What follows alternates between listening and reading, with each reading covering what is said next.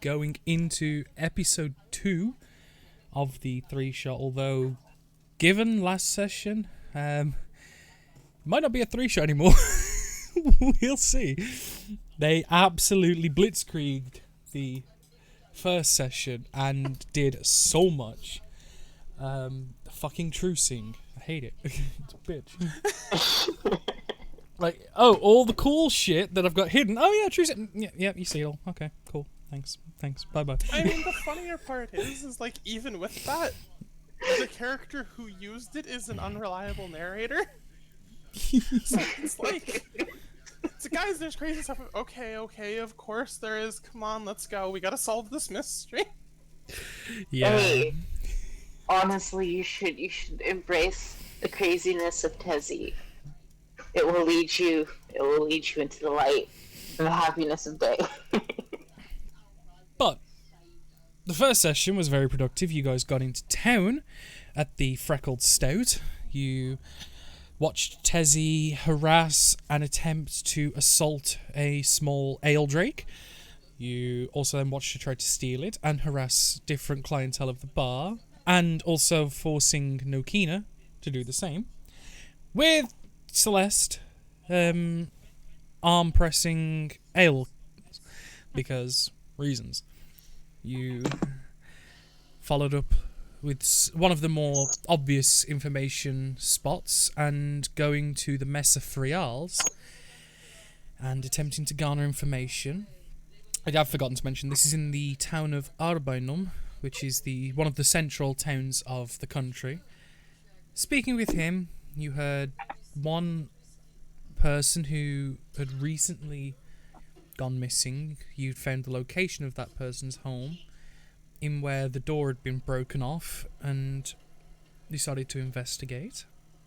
It was at some point during this time that Tezzy used one of her spells for true seeing, and managed to spot a number of minor illusions and things like that. Nothing that was stood out as case-breaking until you got to the house, where... Oh, can I mention something? You did. Yeah, Tezzy, she does have a slightly photographic memory. I mean, it is Tezzy, but she remembers a lot of this stuff. Mm-hmm. You actually noticed an invisible person whispering in the ear of a young girl on the way to this house, which you took mental note of. Not only that, but at the house where the husband had gone missing during the night inexplicably, you saw this, like, purple haze in the air, like a smog almost, that was going out of the house and southward into the forest. There was also a blood trail, which Celeste followed, which happened to follow in a very similar, if not the same direction. And after a short conversation with the wife, you guys quickly took to following this trail southward. You followed the blood trail for as long as you could, Celeste, but eventually it seemed that the wounds were tended to, and the trail was no longer tenable, but continued following the purple haze that apparently Tezzy had very poorly communicated, but had explained. But what you find is not the source of the haze. After walking for 40 or so minutes, no, you see a large humanoid in the midst of a rampage made of sheer, solid ice. You see this creature tearing the local area around it, and upon spotting you, it charges. It's dispatched of relatively quickly, but Celeste, you do take a bit of damage in the process, and afterwards you spot the body of a person not far away. And Celeste, doing the just thing, assuming it's a wizard, took the nerd's book. As I'm semi-quoting here. I don't know the exact. I can't remember the exact reasoning or wording, but yeah, you stole this. Yeah, this human had an arrow impaled in its chest and was dead on the floor, and there was some correlations linking him to the creature that you guys fought.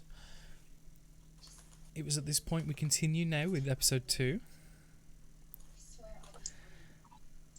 How do you guys want to Alright, proceed? well, okay. At this point, Tezzy hops up, brushes herself off from, landing on the ground Mm-hmm. in an oddly clear way of speaking this time around. She points at the satchel holding the book and proceeds to say, "That book will bring us nothing but discomfort. Will bring us nothing but bad things." And I'm totally bilking this from what I had thought in my head, but she then looks over at Nokina and proceeds to ask her to heal her from, the prior damage and being pushed before pursuing the kind of trail that's left before it blows away. Yeah. You're aware of like spell durations and stuff as players and characters. You feel you've probably got about 15, 20 minutes of this left. At most. Yeah. So probably not enough time to sneak in a short rest. It's up to you.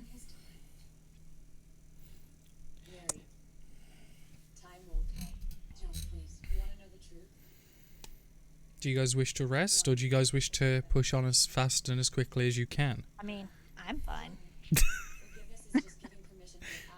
Tezzy just wants to be healed and then to get back to himself and also to follow that trail because purple haze all up in this brain. Okay. So I'm assuming no short rest as you people press on as quickly as you can, leaving behind the body of the golem and the wizard, Buckless. You press on. I'm just going to put you onto the country map because that makes the most sense at the minute. Ignore all the other drawings from the main campaign. That is them. But yeah, so you continue pressing your way south. You see a number of trees, small creatures as you go. Tezzy, you're fixated on this haze. Can you make me a survival check with advantage? I'm giving you advantage because you've got the use of the haze still to track. Okay, so... Have you got your character sheet open? Yeah, I'm Yeah. just looking for the survival thing. Yeah. Just make sure you've got advantage ticked at the top, and then on the left, it'll be in your list of skills. They're in alphabetical order. So I need to take advantage. That's in the top, but I don't see it in the top. I've ticked it for you. Okay. Hopefully I'm looking at the right thing. But, so what was the Survival. survive? Okay, there we Nice. Very easily, you're able to track as much as you can. And as you get out of the slight dense forest, it opens up into more like a meadow for a short while. And you can see further and further ahead of you, like miles away, it goes back into another forest with a small mountain peak in the distance. And you see, kind of for the distance you're looking, that as you get into this meadow clearing, the fog and the true seeing starts to fade away and your normal sight returns. But with that survival check, you've got a strong feeling, given how almost perfectly straight this line is, that mountain range dead ahead looks like it's going to be in the direct line of sight. So either it's going to be there or at some point between you and it in a straight line. I would say it's probably midday at this point. Alright, well, I suppose she's going to at least follow kind of that straight line path for a while to see if anything interesting pops up before either deciding to make camp or make the trek back. So she's just gonna keep going. Yeah. So, Nokina, Celeste, you can obviously see Tezzy's pointing out this mountain range ahead of you. Do you guys wish to follow as well, or is there anything else you wish to do on the way? Nokina is so used to being the babysitter that she's just following along behind Tezzy, like 10 or so feet, just kind of keeping her eyes scanning around their surroundings to make sure they don't get lost. Like, make a perception check for that. Yeah. I'm gonna follow behind at a distance. Okay. Because last time I followed her, I got to fight a wizard, but also she tried to burn my book. Was it your book though? It is my book now. I took it. And to be fair, I mean, she just did explain herself kind of in her own way. It's not like she'd do that if it were just a book. But it's still my magic book. I am the best wizard, so obviously I can handle it. Well, it's not handling the book that Tezzy's worried about. It's what the book is going to bring us that Tezzy's worried about. And trust me, it's not going to be fun. This means more stuff to fight, right? Okay, well, it's your character's choice there. Oh, I love it. I love it. I love it. Okay. Okay, so Nakina keeps an eye out as best she can. Getting lost at this point is difficult, so there's no worry of that, because you can see the mountains in the horizon, and you're literally straight line for that. You're in an open meadow at the minute. A few miles ahead there is a forest. It's not terribly dense, so you can kind of see through the trees and up. Hello, God. How are we doing? Sorry, it's just come in the chat. You do keep an eye out, though. By the way, hello to all of the chat. Hello, all of the chat. Hello to only some of the chat. Okay, hello to some of the chat. This is where Celeste just goes, hello to none of the chat. But, okay. I'll actually be right back. I gotta go Okay. real quick. Yeah, no worries. What you actually do see, Nokina, though, is a very faint, in the distance, hint of a smokestack. Black smoke that's just gently lifting, and literally, you barely see it. And you kind of stop for a second and like, wait, is that? And you kind of study it for a second because you're not quite sure, but yeah, it looks like smoke. Very faint, like not a lot.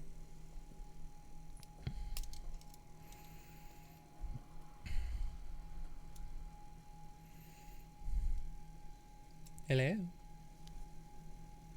Oh.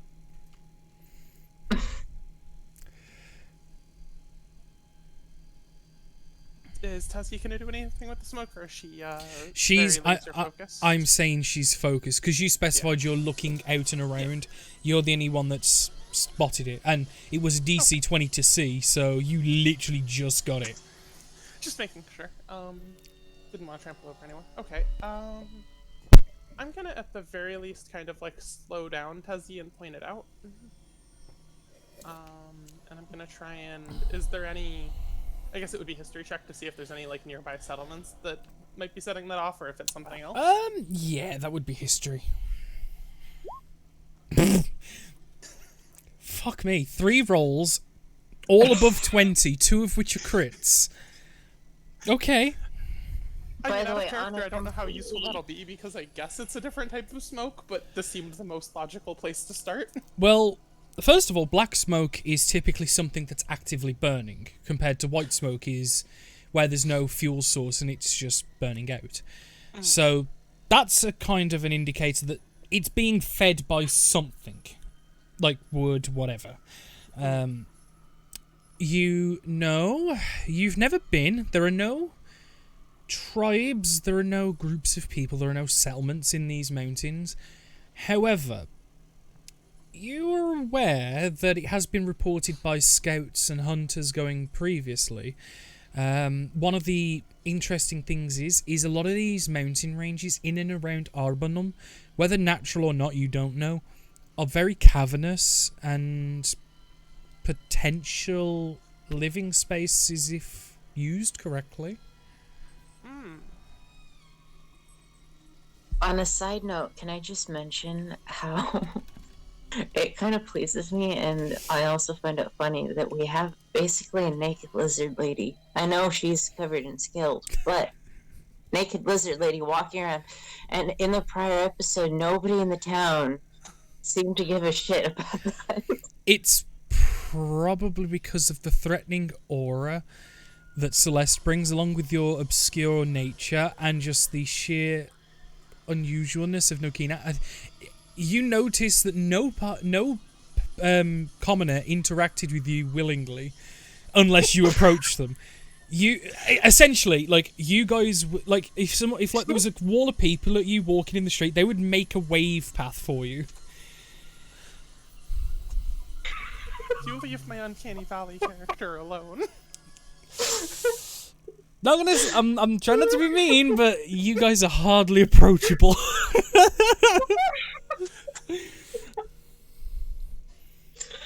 And that just makes it even more funny because we're all females. Yeah. I love the name. Just the sheer brilliance of the comedy here we have here. It tingles my fancy. Okay, I'm back. Welcome back. I found smoke that's actively burning. Oh, that seems to be a problem. Yep, Might be somebody there. there is a very tiny amount of black smoke coming in the vague direction of the mountain ranges, and with Nokina's fucking crit again, she knows that a lot of the mountain range to the south is very cavernous and expansed.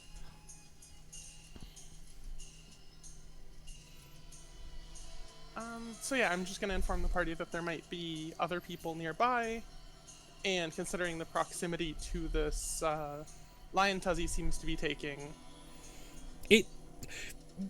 I would say that you can vaguely see you're almost on a direct path line with this smokestack. Can I find a small rock nearby? Yeah. Easy enough. Like something like the size of your palm, maybe. It's easy enough to just grab one, yeah. Yeah. I want to use magical tinkering to put a little arrow on the rock and point the rock in the direction that we're going. Okay. To just kind of like be a landmark. Yeah, that's easy enough to do, yeah.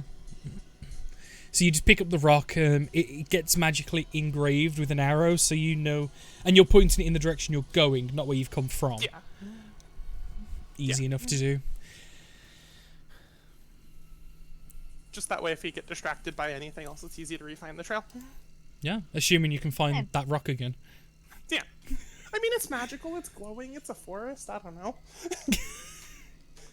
Okay. Hope for the best. Plan for the worst.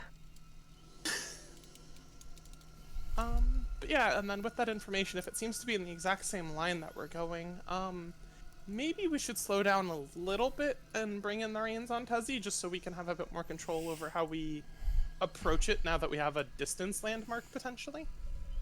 Well, your character's going to have to interact with Tezzy then to make that happen.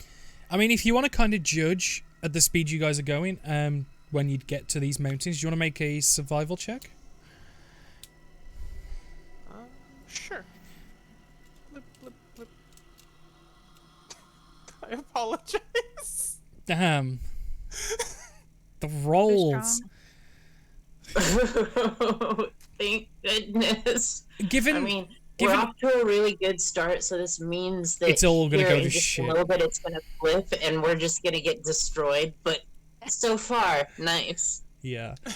But looking ahead and kind of assessing through your optic lenses the footstep per distance traveled ratio, you could probably approximate that you would reach the mountain range by midnight at the pace you're going. It's midday now, so you're probably about 12 hours away. Like, when I say these mountain ranges are miles away, I mean, like, you know when you're looking at a horizon and you can see the peaks? Yeah. You reckon a good 12 hours away, and you've already travelled a good 40 minutes, and that was where you found the golem. So it's looking at nearly a 13-hour walk straight south. Which, if you're looking at the map, this mountain range to the south of Arbinum, it's those. That's where you're going. Okay. Alright. I think we might want to take like 10-ish hours in that direction, and then long rest and come at it at like 5 a.m. or something while we still have night. Oh, question about one of my spells, blinking. Can I only blink myself, or can I blink, like, multiple things? Allow me to check. Because that might greatly affect Right, what Jesse no, decides to do. just you. It's target Just me. self, yeah. Okay. That's what I thought, but I wasn't sure. Yeah, Thank you for clarifying. Yeah, no, it is.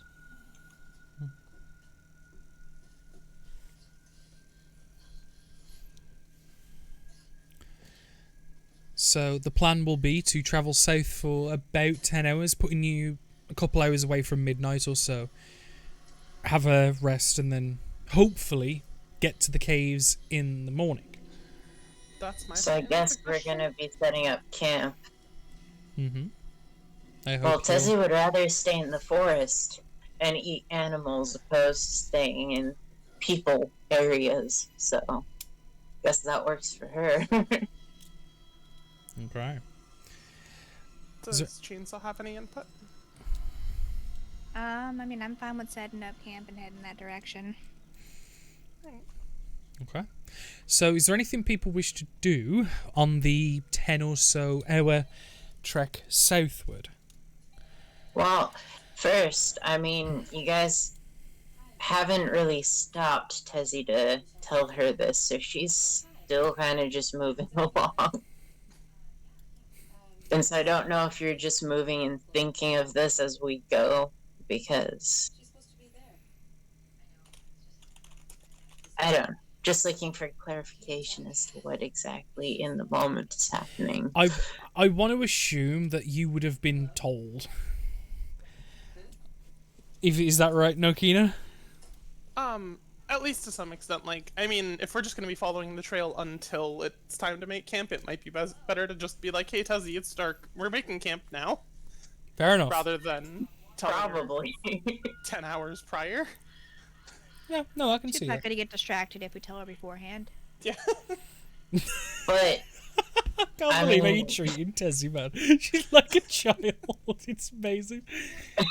It's just like, literally, you two are just like, yeah, let Tessie do a thing. We'll fix everything afterwards. It's fine. Don't worry about it. just be careful, because Tessie does have night vision, and she will just keep tracking this path until it brings her to something at this point. Okay. So the travel is monotonous, slow, but consistent. Tessie, you eagerly follow the straight line as best as you can, keeping the mountain ranges like an anchor point. You keep going. You keep going. The sun goes high, then low, then dark. The cold comes in slowly over time. The bearable temperatures become temperate, become frigid to outright cold. It gets to about the 2 hour mark, Nokina, in your mind, you feel, where you're getting close to midnight, maybe like 1 or 2 hours out. You're looking at the stars and the moon. You're all starting to become cold, tired, a little exhausted, but nothing strenuous. Well, knowing Tessie, she's not really getting tired. She's just maybe slowing down just slightly. Tezzy, we should probably make camp here so that we can come up on it tomorrow. Just tend to our wounds and rest a bit. It is getting a tad dark.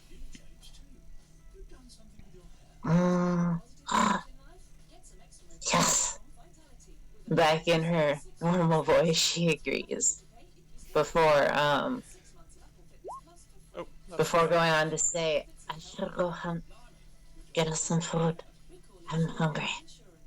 Yeah, I just don't have my night vision lenses in right now, and we should probably rest up so I can either put those in or until we have enough daylight where we don't need them. You set up camp. I go hunt. I mean, part of being a hermit, You I can can, go hunt rather easily. yeah. So there's no role needed. You are able to procure enough food for you, Celeste. Nokina, as you are more than aware, is autonomous and self-sufficient with food, being not a living being technically. She pretends to Yeah. eat because she feels awkward being the only one not eating, but she doesn't actually eat anything. She usually just takes, like, an empty cup. Yeah, yeah.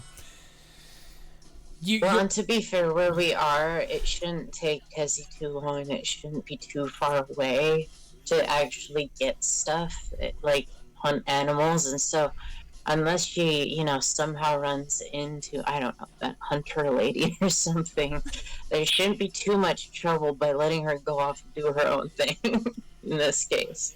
yeah. Well, from the brief conversation you had, she seemed to only patrol the nearer forest to Arbainum, where you guys have gone out of the nearer forest across a large meadow and into the forest even further away. So you're probably Yeah, that's why I wouldn't fine. guess they'd find her.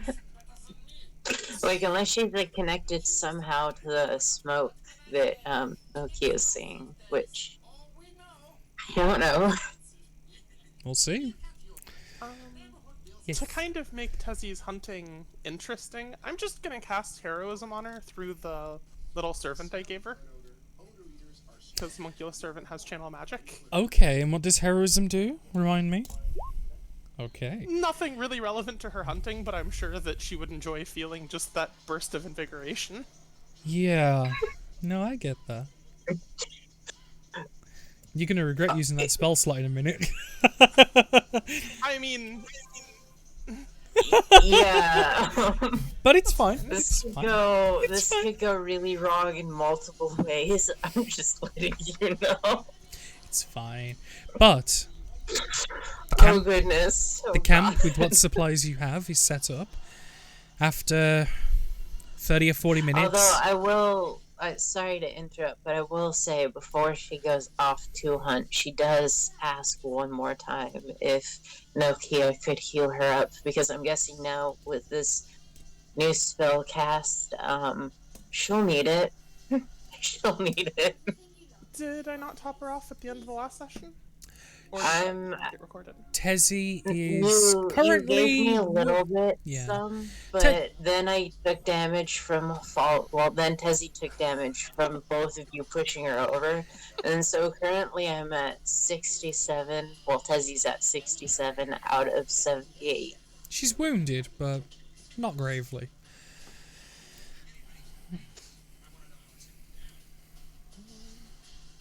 But Tessie also might fight a monster and try to drag it home for food Yeah. now because of the spell. So What it is, when you pushed her over, she's got a bruised keister, that's all. It's like really tender and not painful to move and walk.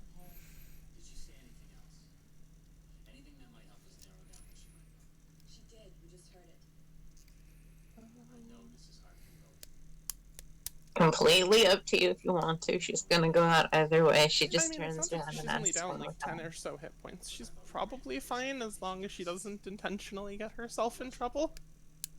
And But since with the they're about spell, to take... that's going to be a little hard. That's fine. I just made her not afraid of things. Which is specifically the reason. You realize Lizard Lady doesn't fear. Lizard Lady goes after things that you should fear. Yeah, she comes back dragging home like an ancient red dragon, just like, look what I found. You just look at it like, how the fuck did you do this? Yeah, and if something like that happens, Tessie probably won't die, but she'll be coming back with a lot lower count, which means more expenditure on the spell area. Well, if we're about to take a rest, you're gonna be fine anyway, was the point. Like, from Nokina's perspective, she's like, yeah, we're about to sleep. Tessie's just off playing in the forest or something. She'll be fine until bedtime. Like from her Well- logic perspective, she's just like, "Yeah, you don't need healing. Quit being a baby." All right. Well, with that, she kind of grumbles a little and moves off to hunt. Okay. Eventually, and with the emboldenment of heroism, just roll me just a d20 on its own, nothing else, Eve. Okay. Basically, let's see how grandeur of a haul you bring back. So just one d20, With and nothing, is there nothing added. nothing added? Oh. Okay. That didn't. There you go. Okay. But I mean, is that good or bad? It's more of a flavour thing. But you do because you are able to gain food. It was just more how grandeur the food was, or is it just it's okay? Which it's more on the side rather than the. I'm gonna use one of my lucks. Can I do that? You most certainly may. Okay. Oh no! Can we go back to the 5? Yeah. Can we go back to the 5, or do I have to use another? No, we can take the 5 if you want. We'll do the 5. That's rough. That was perfect. Oh, that hurt. That hurt. You do manage to find a burrow of voles, and you're able to, after stalking it for a while, you're able to pretty much clear out this entire den of voles, and you come back with about 6, about probably a total of like 15-20 pounds worth of vole ready to eat. Obviously it needs to be prepared and stuff. 6 bowls, which are like 20 pounds or something. Yeah, altogether 20 pounds, not each. Okay, yeah. Yeah, essentially you found a burrow and you literally it was dirty work and it was pretty horrible, but you literally stuck your arm down the burrow hole and was just grabbing at them and pulling them out and taking them. All right. You know, the vole children are going to wake up in the morning and have a horrific day. But that's tomorrow, and this is now. Well, they're voles. Come on, they have instincts. It'll be fine. Don't worry about it. If anything, there'll be food for later. But after half hour, 40 minutes, Celeste, you do the majority of the heavy lifting because you are the awesome and most powerful wizard you are, and you're able to manipulate matter around you with a flick of the wrist, Obviously. and several muscle groups. And the camp is set up just in time for Tezzy to bring back these voles, which are prepared and eaten with no issue. They're relatively tasty. The moment Tezzy is back, I want to properly set up camp, so to speak. Okay, and what's that entail? Bloop. Private sanctum. You make an area in range magically secure. When you cast a spell, you can decide what sort of security level the spell provides. So, what are we going with out of all the options then? Are you putting me in a from cage? divination and making no sound come through and making it foggy on the perimeter. So it's foggy on the perimeter, no sound passes through. And what was the first one you said? And then no divination sensors and scrying or whatever it is. Okay. Beautiful. It's about... So, wait, around the camp, you're making it all, like, foggy and protected, basically? Yep. Yeah. Super secure camp. Also, just for the record, Tessie would hand a couple of the voles to, Chainsaw and be like, sorry about the book. Sorry about book. That's not meant to piss you off. And then goes over with the other 4 and just chomps down on them, eating them raw. Nice. Celeste, you have been handed 2 vols and an apology. Alright, well, I would like to cook those bowls if possible. Do we have a fire going? I would say that you've got... by setting up camp, I assume a small campfire and stuff, and bedrolls, tents if you have them. So yeah, you've got a space where you can skin them, prep them, and all that stuff. Okay, cool, yeah. I'd So- like to cook those, but, So you have rather than just eating rations, which it's usually dried nuts, fruits, jerkies, maybe like dried corn and things, like you have a very nice, well-prepared meal, probably even using a few roots and vegetation from the surrounding forest even. You know, a bit of garnish, never hurts anyone. Except unless it's poison ivy, then it hurts everyone. But either way, you have a great night. You all start to settle down to sleep.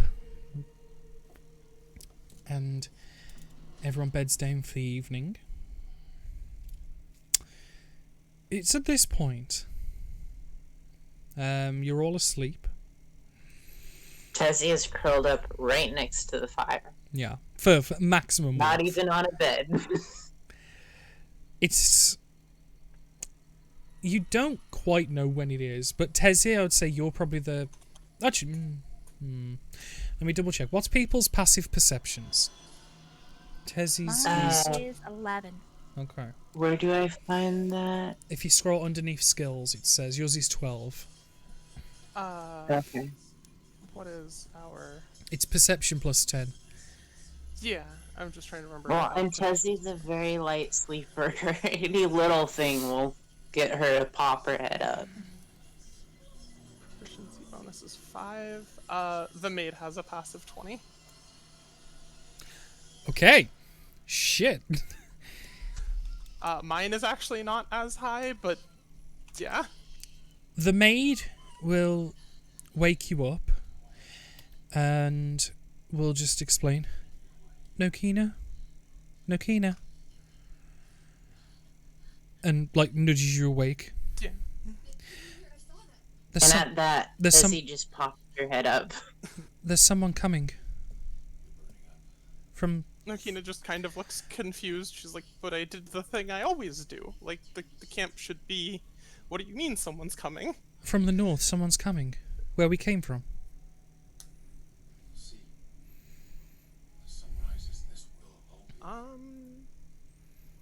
That is going to be alarm bells in her brain because she's like... The whole point is this is supposed to be incognito camp, so she's just gonna immediately try to move into some sort of cover. Mm-hmm. And she's gonna... Is anyone going to wake up Celeste?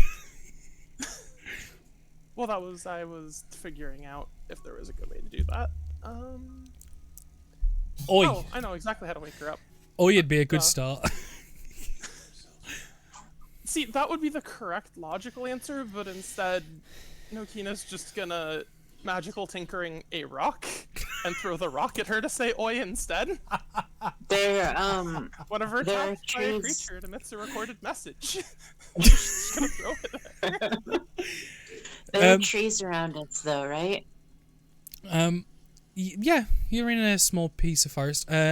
Celeste, you get woken up by one of these annoying oi rocks that you've been woken up by before.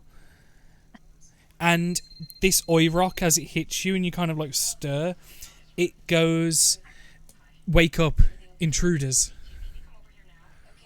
I'll wake up and immediately grab my great axe. Okay, so what Tessie's gonna do at this point is cast a low alter self to, like, really camouflage.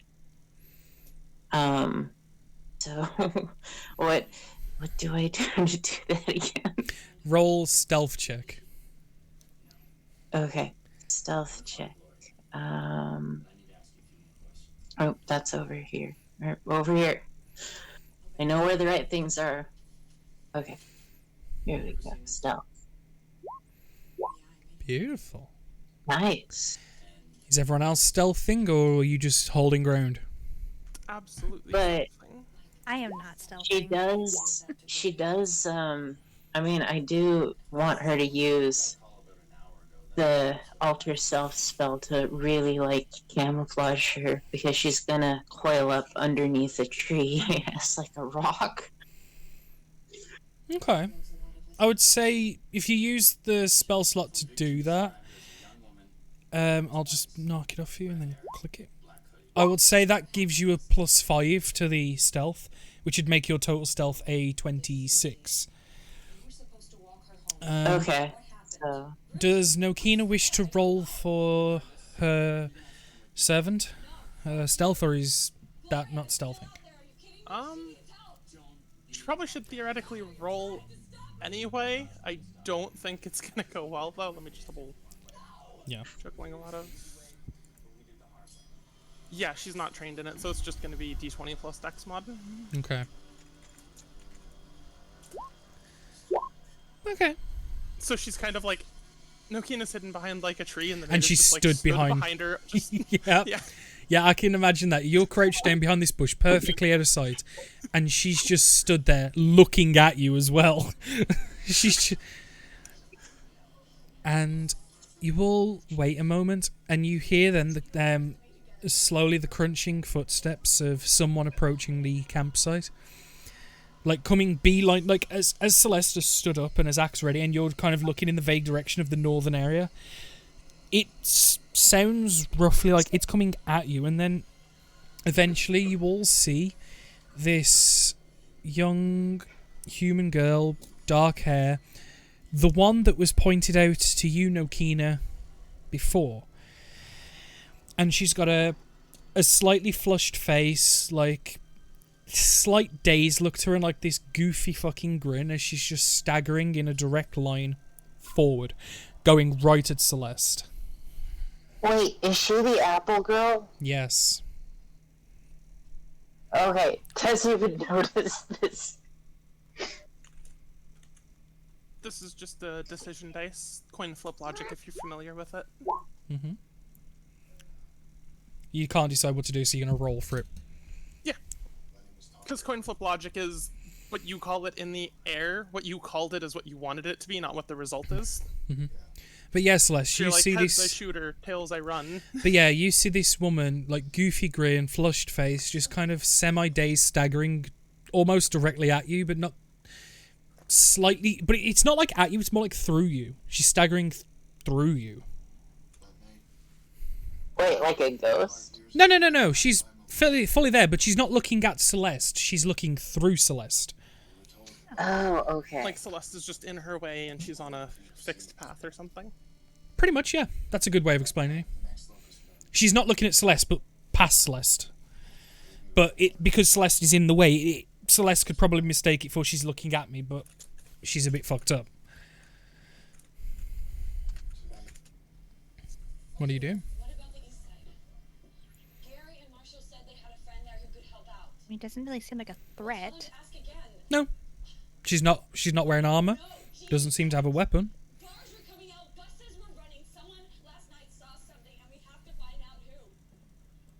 I'm gonna be just gonna stare her down. Mm-hmm. She keeps walking. She's 70 foot from you. 60 foot from you. 50. 40. She doesn't stop. She doesn't change. 30. See what May I point happens. something out? May I point something out real quick? I did have the maid kind of follow in the direction of the market, and she hung around the market for a while. So there's a chance that the maid might recognize her when she gets closer. Oh no. As somebody in that area. Oh no, Nokina recognizes this as the maid's informed. This was the one that Tezzy saw and specifically pointed out and asked the maid to watch. That's true. Yeah, and keen mind is like mega photographic memory, so anything you've told her in recent history is just 20 embedded foot. in So there we go. 15 foot. 10 now foot. that she's, Tessie even thinks for me when I can think for Tessie. now that she's this close, can I have like a diagnostics just like look over her body kind of medicine check to just like what is her health status aside from dazed? Like, does she look harmed? Does she look inebriated? She she looks staggered. She like the way she's walking. It's not fully coherent. She's flushed. She's smiling. She looks dazed. It could be passed off as drunk, like, you know, the goofy happy drunk almost. It could be. But we're so far out, that would be really weird for her to be drunk and out here. Yeah. She's now 10 feet away from Celeste. 8, 6, 4. Celeste, are you gonna do anything with her? I'm just staring her down, seeing what happens. She like you kind of like. Do you stand in her way, or do you like get out of her way as she walks at you? She's I'm literally. staying in her way. It's a challenge now.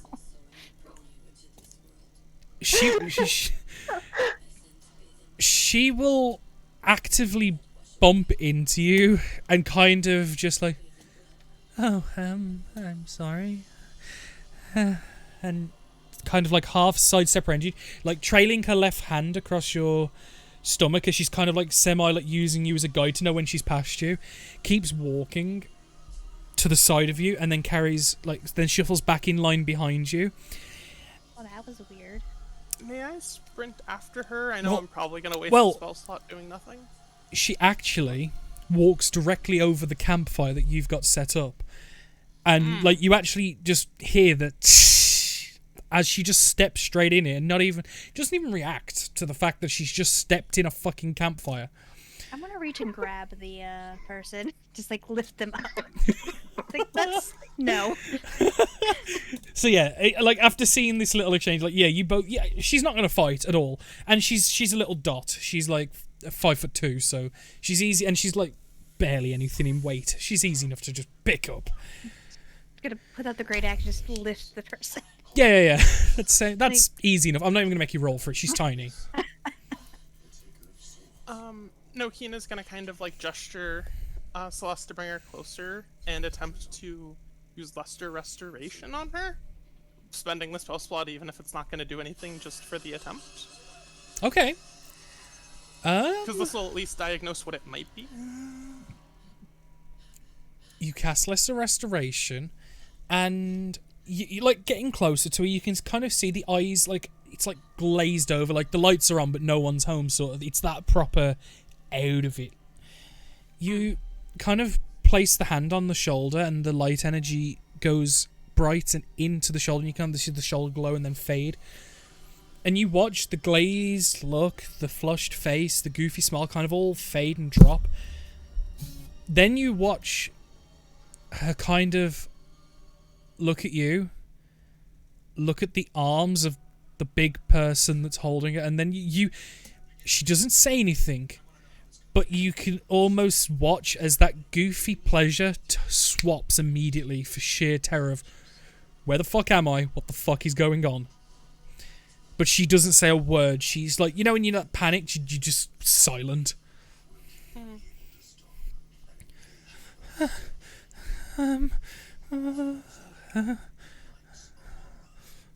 And she's kind of like very jittery, and you can and Celeste, you feel as she immediately goes into like a terror tremors in your arms as this young, probably 19 or so year old human, almost as if she's just woken up and doesn't know where the fuck she is. Gonna like look at her and as eloquently as I can, just be like, it's okay. Roll a persuasion check. I'm not very good at those, so you know it's fine. Damn. Okay, I'm gonna roll insight. I'm gonna give a disadvantage because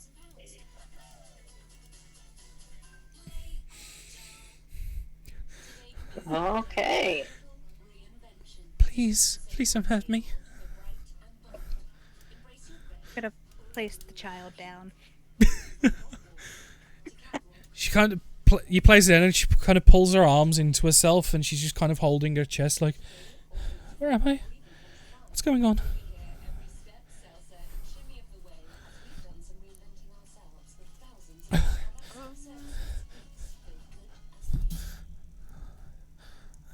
May I attempt to use my pan flute to try and just make the atmosphere a bit more soothing.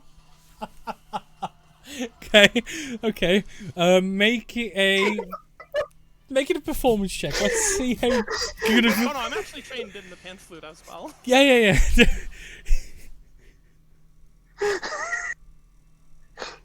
She asks your question and you just immediately whip out of his food and start playing. Well, no, just while Celeste is handling this. No, but don't forget, you're stood directly in front of her, facing her, because Fully you've just handling because the way I'm kind of thinking is Celeste has got her from behind and was holding her. Like you've come over and cast, and you were stood right in front of her and just cast Lesser Restoration. So literally, you just look at this girl in the eyes, and you just pull out the pan flute and start playing. This is the best and worst way to answer a question. The thought was, yeah, look, we're fine, we're good, we're peaceful, we're good. I'm just imagining, like, she looks at you and like, where am I? What's happened? And you just, not even another word, just pan flute.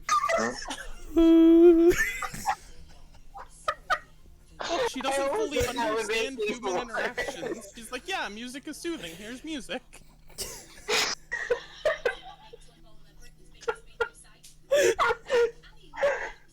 Okay, well, let's see where this Okay, goes. okay.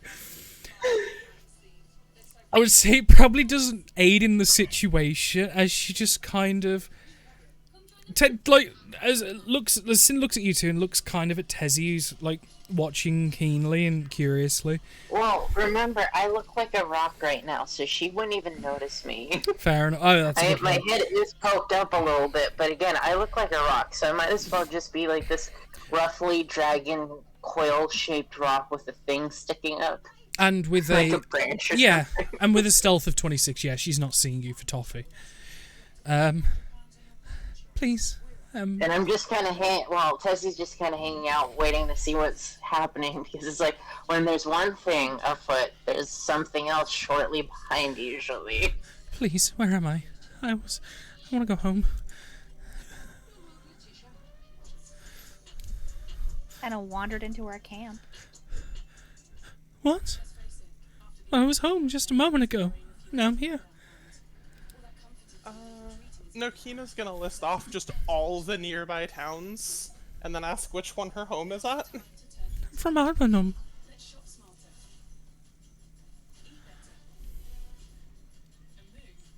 Plus, you would recognize her as the Apple Girl. Yeah. You recognise her as the one that Tezzy noted. Well, yeah, but if she was under the influence there as well, she could have technically been dragged from, like, another nearby town or something. Good call. But no, she no, that is a great call thinking about it, but no, she claims she's from Arnhem. I was at home just a minute ago. I went to bed and I woke up and now I'm here.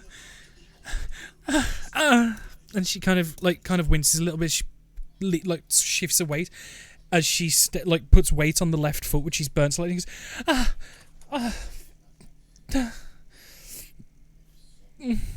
The adrenaline is finally wearing off. Yeah, no, she's just realised that her foot is scorched a little bit.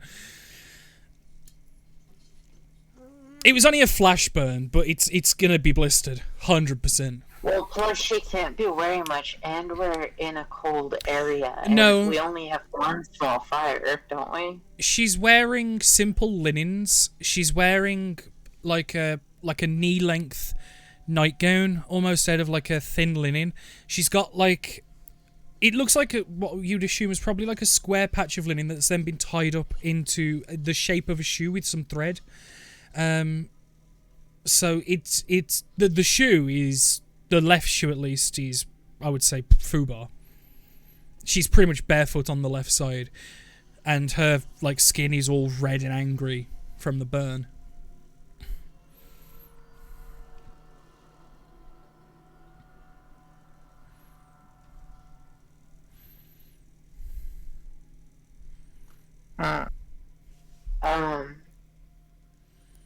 Let's do this. Question.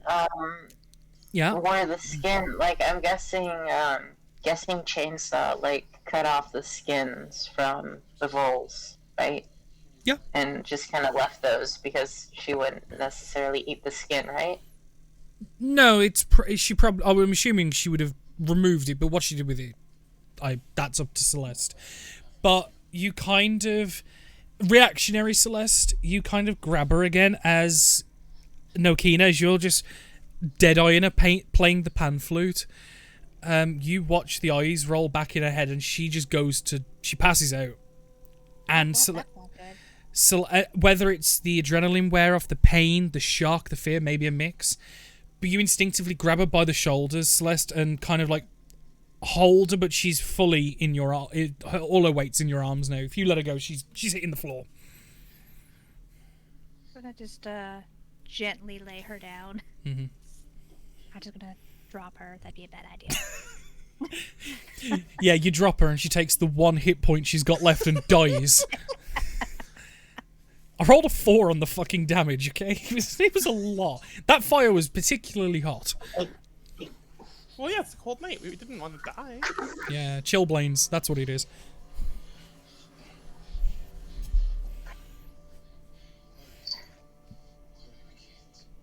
So yeah, it seems casting Lester Restoration, whatever she was suffering from, reversed, but then the shock, it's like waking someone up from sleepwalking sort of thing. As far as she was aware, she was in her fucking house, in bed, warm and happy and asleep. And then she's just woken up and she's in the middle of a forest, in the arms of a giantess, being played the pan flute by a robot. That's freaky. And she's got a burnt foot as well. So, you know, you can forgive her for being a little perturbed.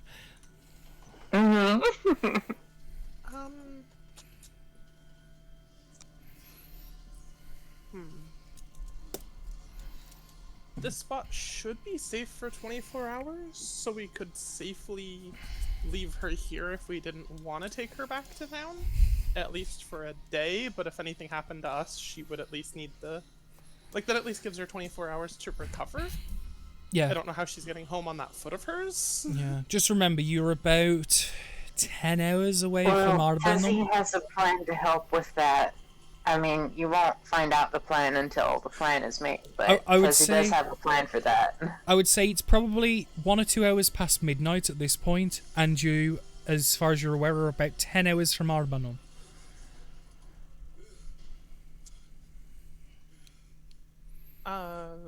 Yeah, Which- cold hard logic. We just keep her here, we finish our rest, and we tend to her in the morning, and then send her on her way or let her stay here. I mean, if we leave her here, there's a chance other people could randomly wander through the area.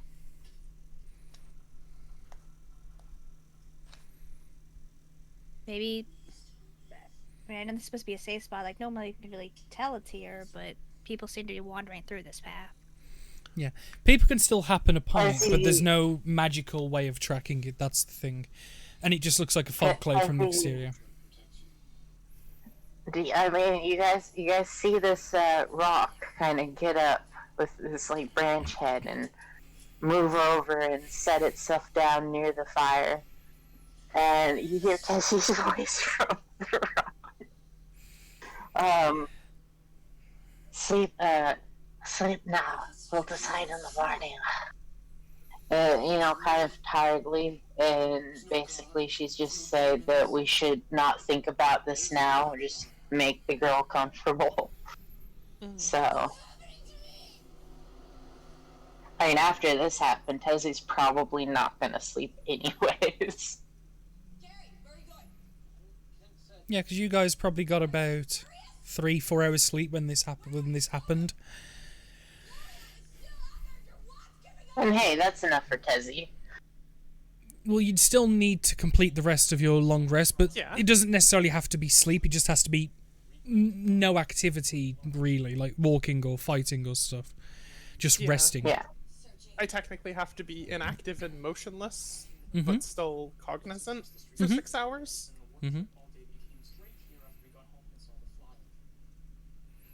So you bring this girl by the fire.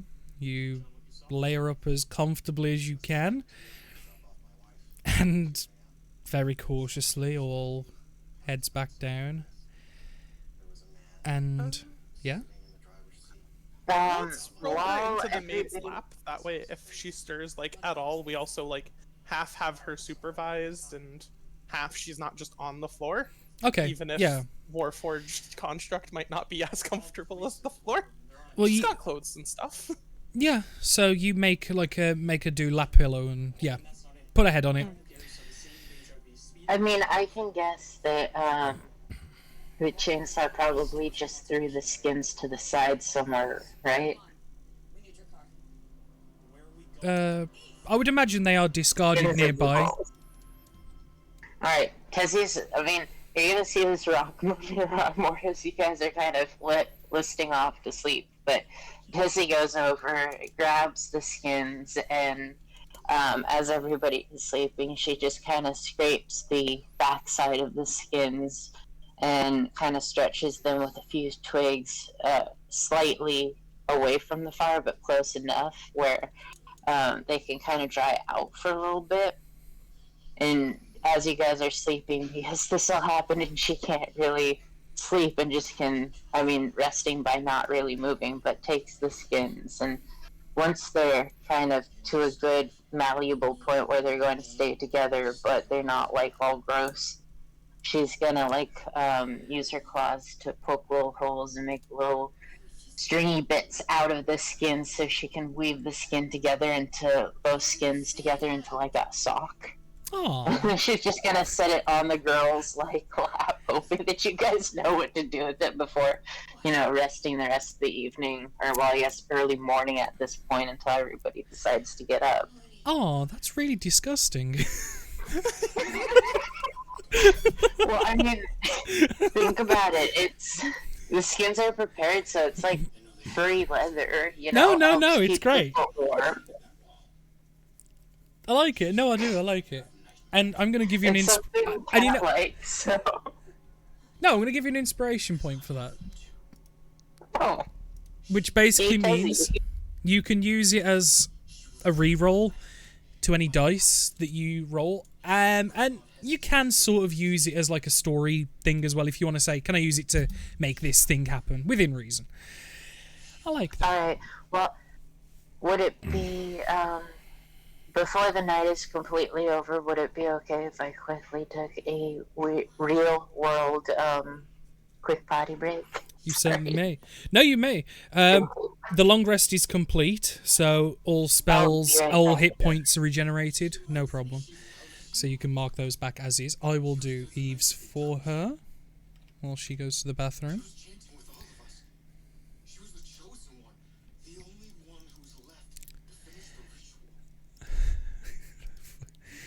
It just tickles me. Just place the pad flute to this terrified girl. There was logic to it in my head because she was facing the other way. I'm like, yeah, Celeste is handling her, and I'm kind of just, setting the mood, making it more comfortable. No, it's alright. The way I'd envisioned it in my head was Celeste was behind her, holding her, while you had her facing you because you were examining her medically. No, that makes more sense. It was just like, yeah, in my head in the moment. I'm just like, yeah. That was amazing. Welcome back, Josh. We're just taking a momentary break while a couple of people go to the bathroom.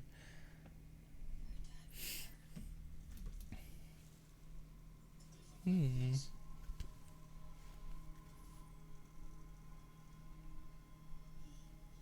hit me. He beat the shit out of me, and he never laid a finger on her. Because she had faith. She was a believer.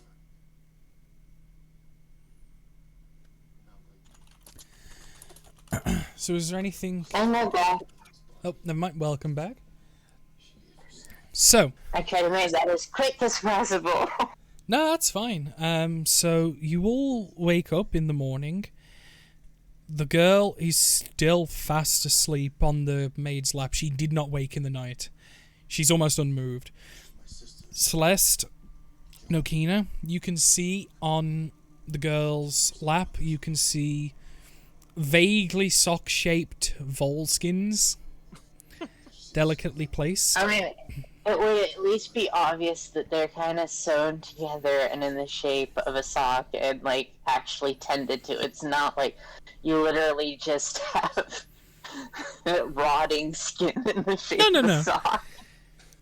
I say vaguely sock shape because obviously you know master craftsmen, but they're not going to exactly be an issue. They're just not exactly going to win a beauty pageant. Yeah, it's functional. Yeah. But the day becomes yours. You've all had a long rest.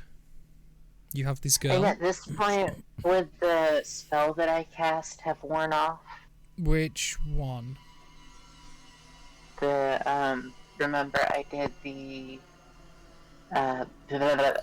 alter self to make myself look like a rock and a twig? That only lasts for an hour. So, yeah, that would have long gone. Okay, I'm just clarifying. Yeah, the sleeping rock has now become a sleeping rock. Shit! No, the sleeping rock has now become a very shiny sleeping rock. But you all wake up. The girl is still borderline passed out to sleep with the vol socks.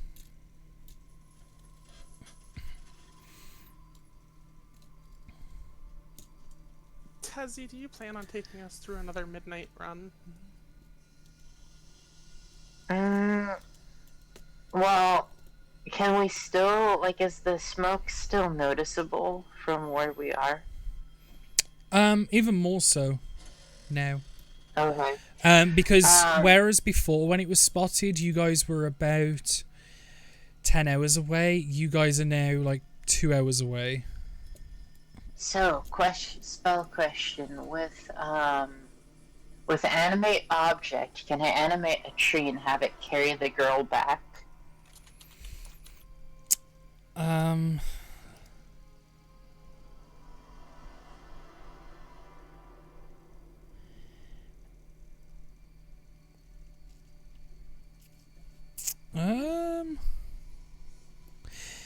I would say you could animate a tree, but obviously it would be much. It's classed as a large, which would take up to 4 of the 10 things you can make come to life. But it's also the fact that it's a tree. It doesn't have legs. It can't move. Yeah, it would have to get out of the ground, and those are probably deeply rooted. Smaller object, maybe? Yeah, you would have to have something that actually has the capability to move. I know.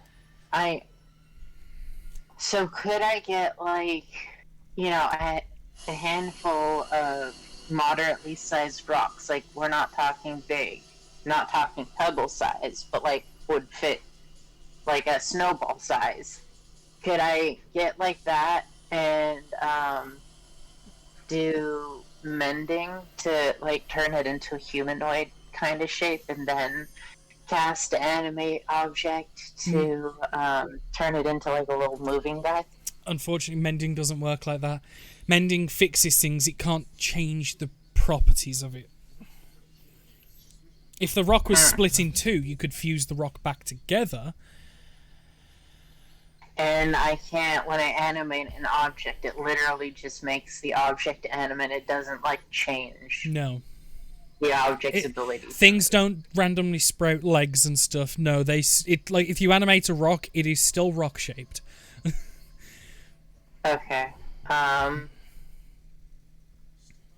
Well, that kind of builds that just a little bit. Probably would ask, okay, so Tess is like, looks at everybody and then thinks for a moment and then asks, maid, Chenza, or maid, take girl back. I need a little fire. Find fire.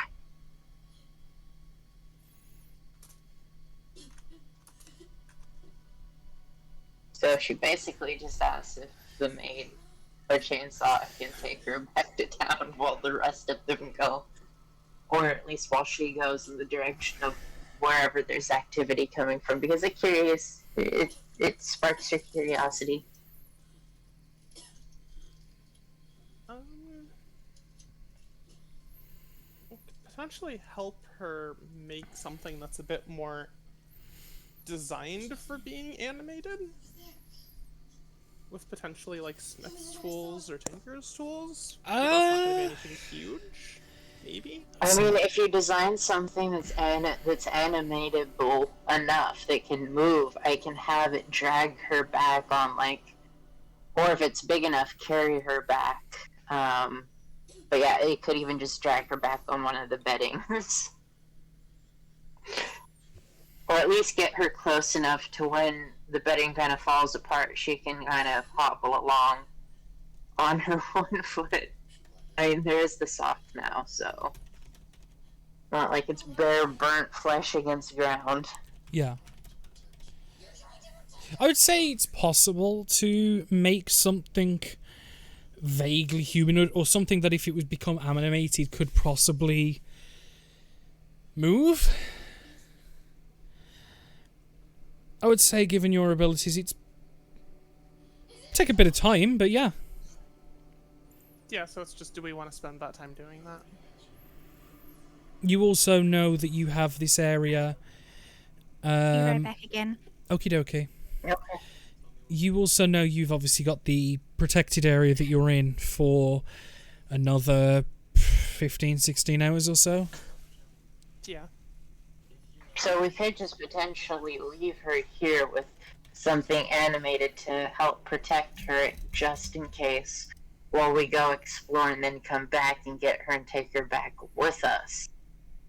Like animate something smaller to just kind of keep an eye on her or something? Yeah. I mean, we could potentially, well, maybe not a whole tree, but potentially we could even animate just a bush to tell her what's going on and tell her to wait here. Get her extra food and have it prepared, like cooked, so she has stuff to eat, and then, go and come back.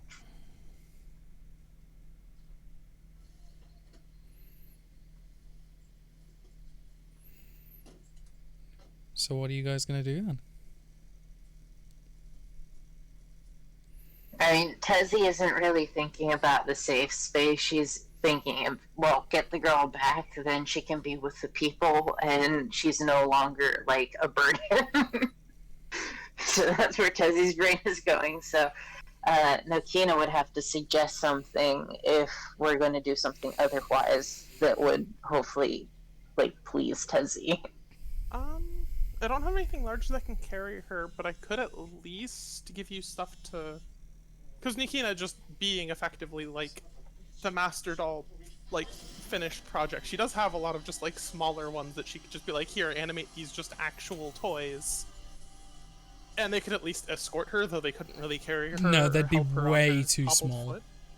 Yeah. I would That, say that do anything probably wouldn't work as well, but, like, it's basically up to you. Do you want Nokina to go through the effort of making something that I could animate that could do the trip now, or do you want to do the second plan and to somehow suggest to Tezzy that we should have her wait in the safe area, since you are know that it's a safe area? Tezzy's just like, oh, it's foggy right now. And just like prepare some food for her, animate an object to keep her company, Yeah, this spot should be safe. I would just leave her here for a few... Like, we could leave her here for the day and... Well, it's gonna take us like a couple hours to get there, and then it's gonna, if I understand right, like how long until dark. then? How long between our current spot and when we get to the smoke mountain area thing? probably 2 hours. So 2 hours there, 2 hours back, and let's just say 3 hours at the maximum to figure out what's going on. That's like 7 hours. We have 16 or so hours for the camp, so that should be more than enough time.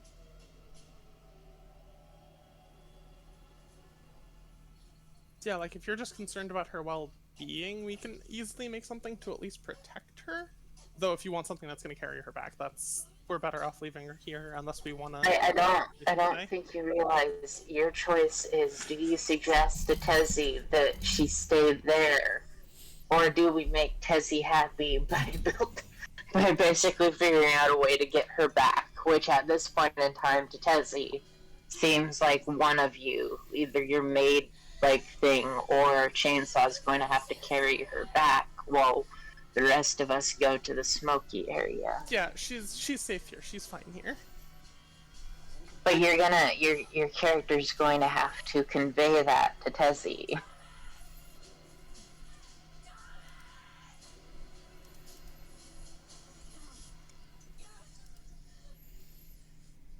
Well, Otherwise, Tezzy's going to just do Tezzy. Tezzy, she's safe here. It's fine. She's safe here. She'll be fine. You can leave her a companion if you want, but otherwise, it's fine. Well, Tezzy asks then if, here. She here? She need food. I go hunt. Would you put sock on her foot? So she basically asks if you could get the sock on her foot because she's worried about the foot. But as she goes out to hunt for food, so the girl has something to eat. I mean, hoping that she can get back through the mist afterwards. okay. So the plan will be to leave her at the camp with, I'm assuming, at least a bit of food and water, maybe. Go and investigate the cave. And come Yeah, back. I mean, when Tezzy's back, she will animate a small object just to keep the girl company and explain, at least in Tezzy language, that everything's okay if she stays put. Okay. Neko, are you back by any chance? That's a no. That's a no. Yeah, no, I am sorry. I had to transfer to my laptop. Oh, okay. Was you having computer issues? Okay, so let me just log into my account. What was that? Were you here long enough to hear what's happening, or should one of us explain? A recap would be good. Yeah, go on. Recap, Neko. I'll wait a sec. Okay, so in short, we were trying to decide what to do with the girl. Tezzy's original thought was just to have one of you guys, whether it's the maid or Chainsaw, carry her back to town while the rest of the party goes out to find out whatever's making the smoke. Then Nokina suggested to Tezzy that they should leave her there for a little while they investigate, and then bring her back themselves, because there's the protection barrier thing that's going to last for a while. So Tezzy basically agrees and decides to go out and hunt a little bit of food while asking that one of you puts the sock on the girl's hurt foot. Sock in quotation marks, but still. So that's where things are at. Tezzy's off to hunt again. Okay. So do I do a rolly room?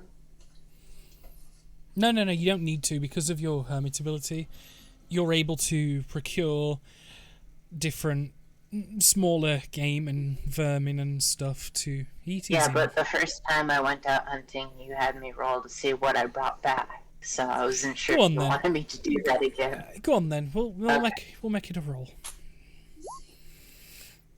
Oh, What you're nice. what you're actually able to find this time is the recently dead carcass of a sizable elk.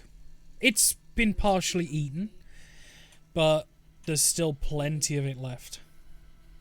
I would say you're easily able to hoist that thing on your back and take it back. So, like a raptor, it gets hoisted onto Tezzy's back, and she trots it back and lays it down and starts cutting into it with her claws to separate the bad from the good, and looks up to hopefully see that the sock is on the girl, because she, for whatever reason, really cares about that.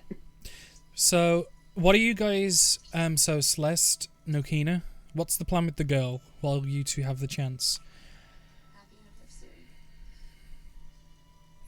She's I completely... mean, have you woken her up at this point? Like, have you put the sock on her? Well, we'll see. What's happened since Tezzy's been gone? Well, this is what I'm Hunting. asking. So, she's completely passed out asleep, like deep asleep. The maid droid has not moved an inch as to remain calm for her, and just kind of is watching you, Nokina, kind of expecting, like, what? And Celeste, obviously, you've now been brought upon the situation, given you woke up a bit late. It was the mead from yesterday, that's what did it. Bit too much.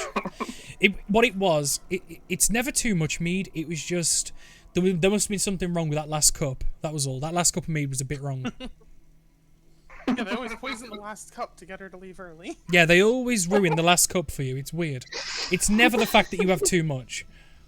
I don't know if putting a sock made out of fresh flesh is exactly healthy for a burn, though.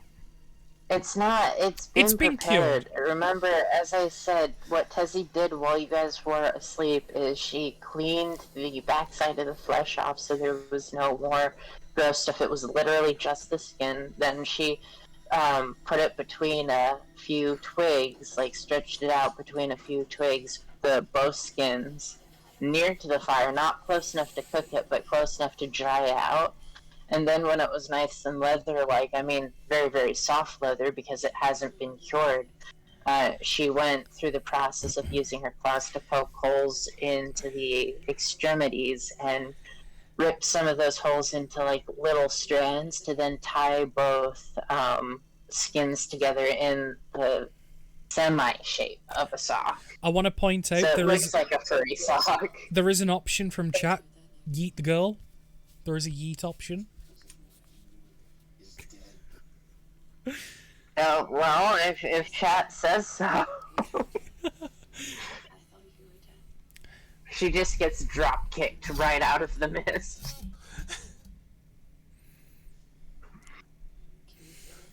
But yeah, the burn's still pretty bad. A lot of the redness is still there. Some of the skin's blistered and peeled. It's what you'd expect from a burn. It's not pleasant.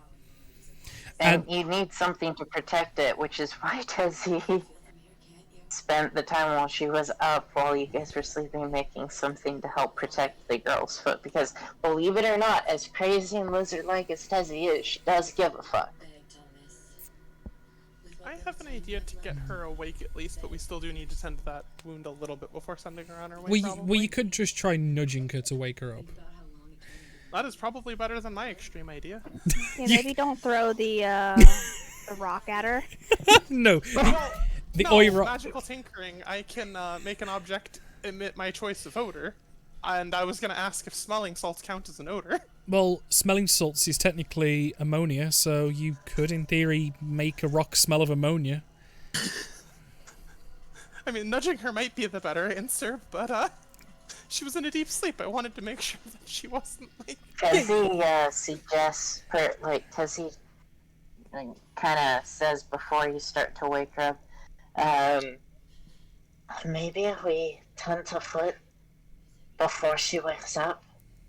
Just, if she's in a really deep sleep, so Tezzy's kind of suggesting it might be easier to tend to that before we wake her up. Because whether she stays there or is sent back on her own, like chat wants, she's going to need to have that foot tended to, and then, you guys are going to have to put the sock on the foot.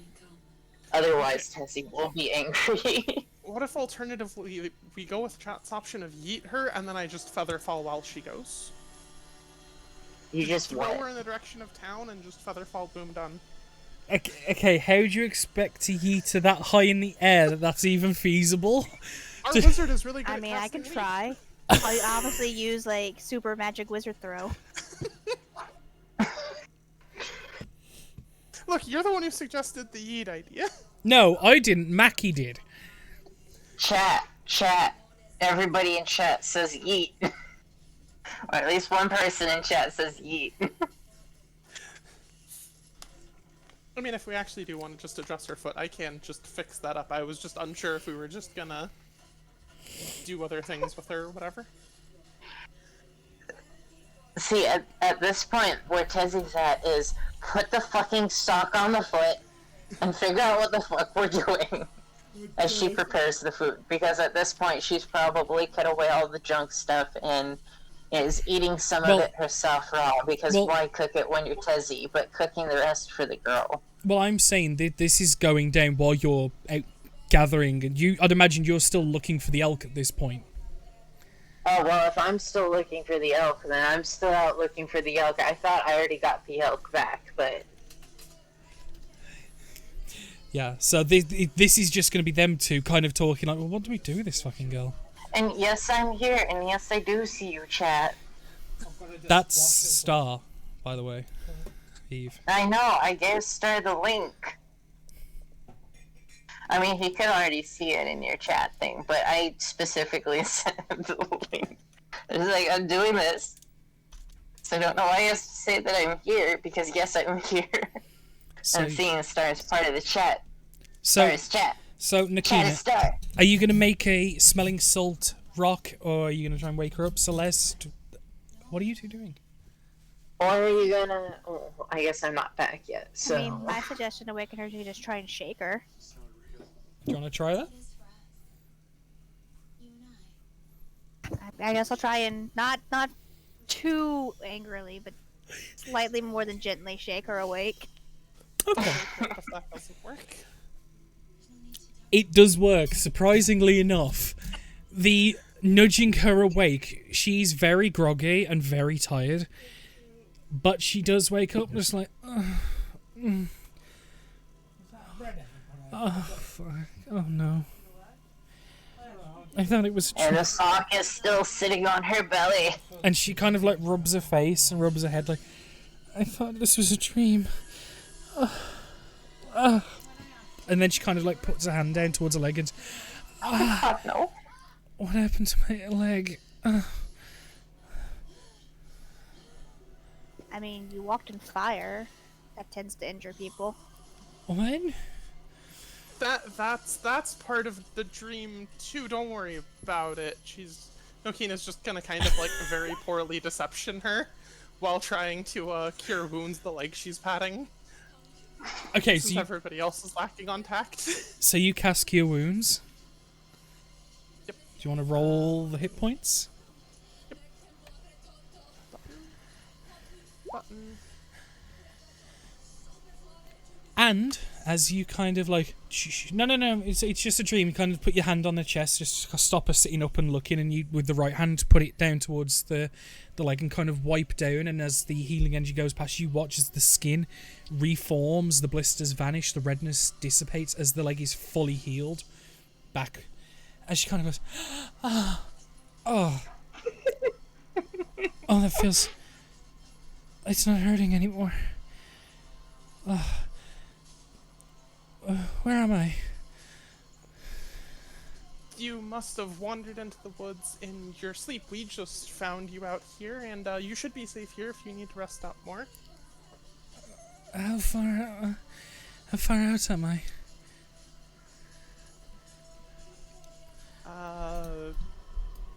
Always helpful. Nokina gives her the exact distance and probably very useless units. At this point, would Tezzy be getting back with the... Yeah, I would say you're on the way back, yeah. Rather than like time or kilometers, she gives her the distance in just like meters. It sounds like a lot.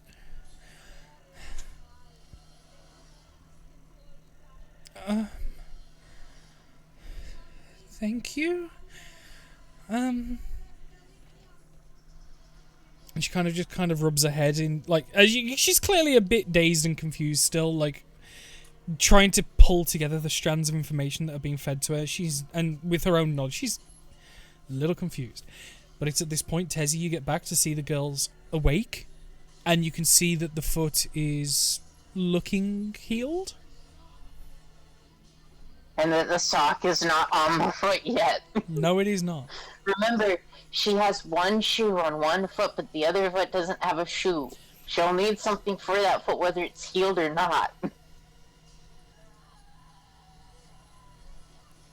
But yeah, Tizzy just kind of goes by the fire and sets the big, already dead-looking elk down and starts to tear away at it, getting out the good bits and throwing away the bad bits. Mm-hmm.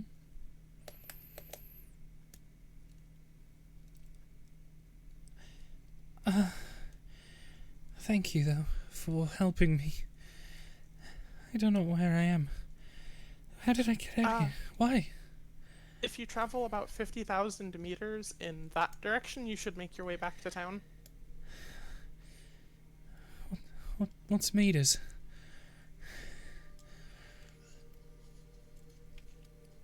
Nokina kind of panics as she tries to think of other units to use.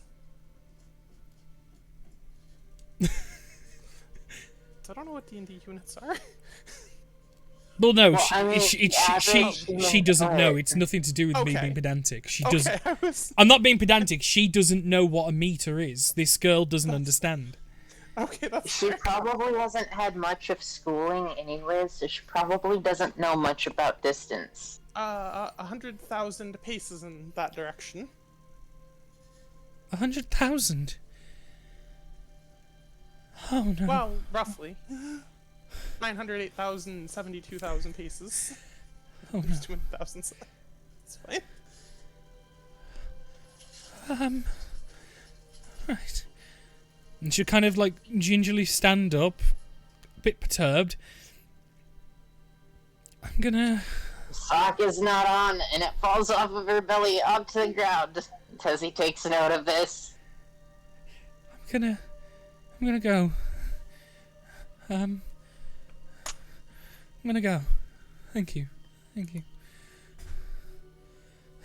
And she will kind of walk backwards a couple paces and then kind of turn in the direction of that you pointed back as tame, which is precise and exact, as it should be. And she will gingerly, like, while holding, like, right hands holding the left arm, and she just kind of nervously steps that way, looking around cautiously, and goes. Tezzy quickly, before she actually leaves, Tezzy gets up, brushes her, or flicks most of the blood off of her hands, grabs the sock, goes over, stops her, puts the sock in her hand, points at the girl's foot, and then also goes over and gets a moderately sized rock. Chance puts the thingy, the spell, animate object. Uh-huh. She does animate object on the rock, so the rock can at least talk to her and give her directions back, you know, in that way. So you give her a handmade sock out of 2 vole skins and a talking rock to send her on her way. Yep. Yep. I mean, she could just stick around for the food, and it's kind of sad that she's not going to be around for the delicious elk that Tezzy's making, but since this is happening, Tezzy just kind of reacts like that. She kind of looks at the 2 objects and just kind of gives you a coy smile, just like, thank you. I've got to go. And we'll keep going. Okay, well, I mean, at this point, Tezzy just kind of shrugs and goes back to the meat and just starts chowing down on the good parts, since she's not worried about cooking it or whatever anymore. The rest of you have options for breakfast if you wish. There's some leftovers from last night. Could always cook up some of what Tezzy's now chowing down on. What does the rock sound like? I vote Dwayne Johnson. Jesus Christ.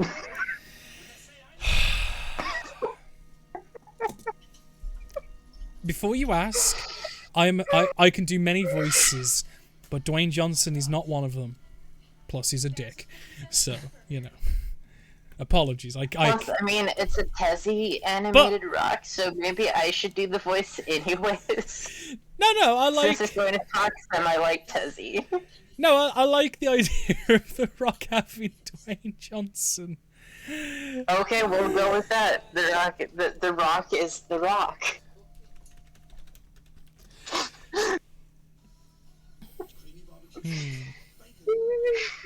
Okay. So, as The Rock and the girl that none of you has the name of starts going... I just know it was the Apple Girl. As Apple Girl and The Rock go back Tiny to town... child. Well, she's like 19, that's the thing. She was just very small in stature. Yeah, tiny to me. Young enough. Fair enough. I mean, tall to me. Fair enough. But the morning is yours. There is food available to eat of varied quality depending on your tastes. You've had a good long rest. The girl has seemingly been dealt with. You're about 2 I'm hours. surprised we didn't give her anything to eat, though, guys. We basically did do what chat wanted. It just eated her. I mean, we just gave her directions and told her town's that way. She didn't tell her she had to leave. No, She literally, chose to. you literally woke her up. She was scared and confused. You pointed her in the direction of home, so she took it. I did also tell her it was safe here. Try and think of it Well, from her she's gonna perspective. trust that with all of us around. You've got to think, 3 heavily armed, very... not all of you are menacing, but a couple of you are physically imposing. And she's this meek, timid, scared, young adult. I'm glad you like the episode, I Josh. mean, not I like agree out robots of have character, but in hearts, but... character. Oh no, like in character it makes perfect sense, but it's like, guys, god damn it. She's like, she asked where town was. It's over there. That's what she. Well, Gave her what she wanted. we'll see if she makes it back to town. Because he would only give the bare necessities of survival unless everybody else agreed that she needed more than just the bare necessities of something just to put the on her foot. bare and something to necessities, hide her the back. sweet and grounds of necessities. I mean, also argument of if she was coming from over there, like there could be other kids or whatever that are also taken hostage. Like priority system. Escort this one girl back to town and leave whatever dangers are terrorizing It this would have girl and only others. taken one of the 4 to escort her back. Or she could have stayed there until we got back, and we all could have escorted her back, but no. That's not what happened. And it's too late to change it now. She'll be fine. She knows her way back, and she has a talking dashing rock. It's fine. Well, it looks like that girl's about to hit rock bottom, literally, when she gets her. She'll probably end up at another D&D party sometime. Maybe. Yeah, she's going to be another campaign's problem. Maybe. She'll be the crazy girl who lives in the forest who never found her way home. With a talking rock and a vol sock. Well, I mean, with any luck, if she gets far enough, she'll be in the territory of the one hunter lady who would know her. Yeah. So, the day's ahead of you. What are you girls doing?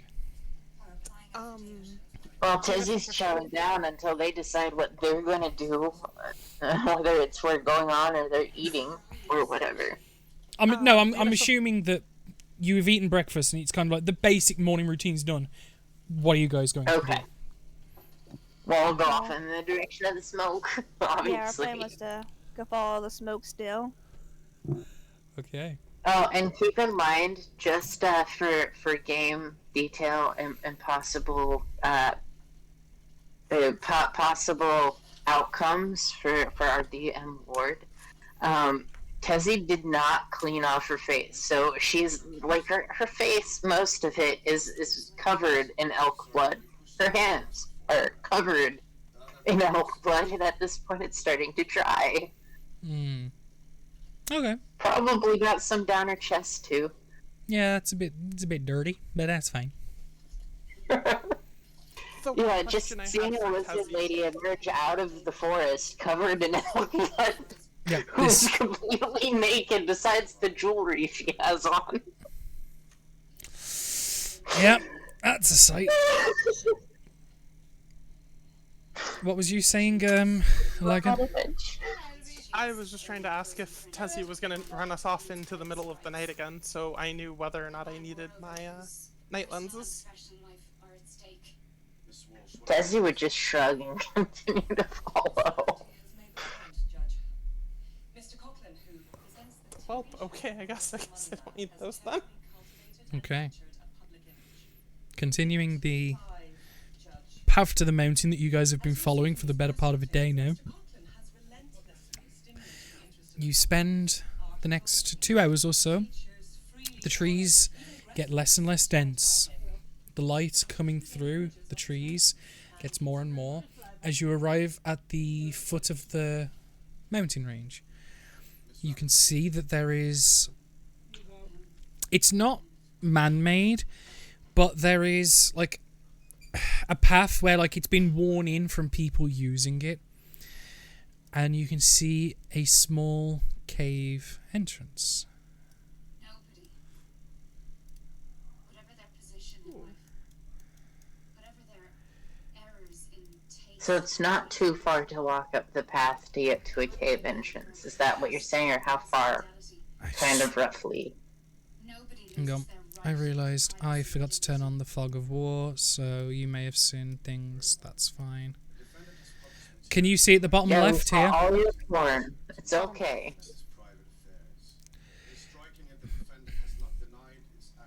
I'm just dragging you all in. You can see this small cave entrance here. And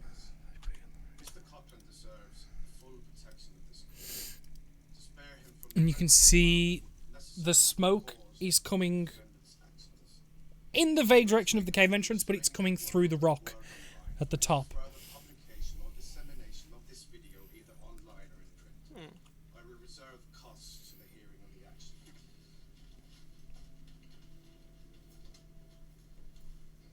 So, how far away are we from the entrance to the cave? And what's around the cave besides smoke coming out of it? Make a perception check. Okay. Let me go over here. Oh, come on. Sorry, I had to reload. My browser didn't, No, all I can see on my computer right now is black, so... No, that's what you meant to see. There should be an image. No, that's what you meant to see. If you go to the bottom left of the map, you'll see things. Oh. Oh. Okay. There's a fog of war. Okay. Oh God. Come back. Oh God. Sorry. Yes. Mac controls are fun. Sometimes you mean to go one way and instead you accidentally back page. Okay, I have to get to perception. I'm not gonna look down there. I can be blind right now. That's fine. Okay. Perception. I need to be in my core. There we go. Where is the not performance, perception right there. Does Celeste Chainsaw actually use anything, or is it just mage hand, weapon-wise? My weapon is a great axe, and my hands, which are hands of a mage. I mean, it's not... Well, so that's a pretty good perception, right? 10's considered bang average. Okay, so just below average. I mean... No, just above. Right, oh wait, no, yeah. That. So yeah, you're a few feet away, and obviously I didn't account for the map having the path up to the cave entrance. I've just got it from the entrance, so it's empty. The only sign of life is the cave entrance and the smoke. Other than that, you see nothing. You can see that the cave bends in slightly, and it looks excessively light in there, almost as if there's no roof to the cave, because you can see a lot of natural light coming in. It's not dark in there, so you can see. With this thing. Do you notice anything about this film? Okay, so mostly just see a cave with smoke coming out of it, a lot of Rocky Mountain, and nothing much else. No, nothing much else. Okay. Well, I mean, Tezzy's probably... if there's not that much difference between us and the cave, and if it doesn't look like there are any traps around, Tezzy's going to go up to the mouth of the cave, obviously. Mm-hmm. Were you aware you were being filmed? And what you see, like I said, you can see there's light coming from inside, but it's natural light. And you all follow up behind Tezzy. Sounds like a lagging a plan. little behind, but yeah. Mm-hmm. Tezzy's So you. what does Tezzy see when she gets to the mouth of the cave? The mouth of the cave is well decorated with a lot of natural flora. There's like different flowers that have been picked and dropped at the entrance, and there's a really nice aroma. You can hear a general noise that would be akin to like the marketplace back in town, where there's just like lots of chatter and noise coming from inside the cave. And you can hear the splashing of water. I really like it. Um, I thought it would be bigger. And you all hear I this. think now would be a good place for Tezzy to cast a certain spell.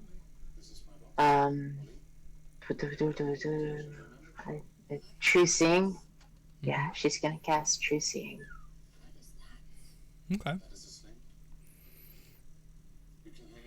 And as you do this, you immediately see the cave entrance has just got this purple haze just lazily gliding across. You can see there's no illusions or anything to be seen, but you can see that there's like this haze, and like you're looking at everything through like a tinted glasses almost, as the entire area around you is filled with this hazy smog.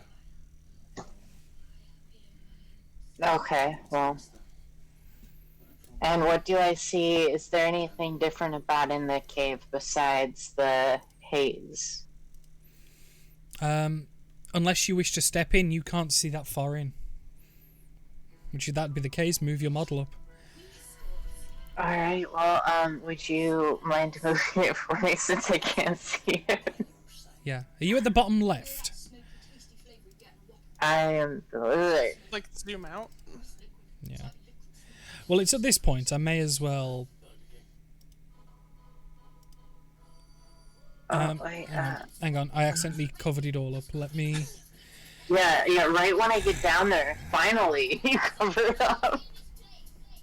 Thanks, Dan. Hello, darkness, my old friend. There you go.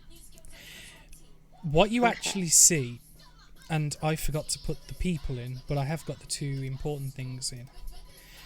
You can see that there's townsfolk all tending to small patches of life and grass, talking and having a good time, but there just seems to be an oddness with how they are and how they're acting.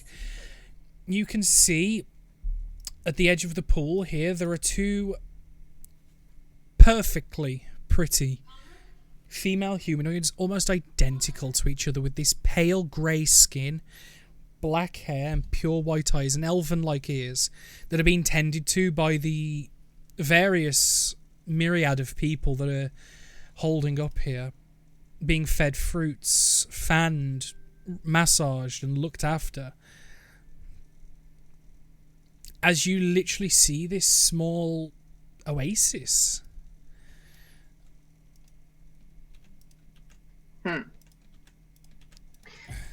Does it look like there's anybody guarding?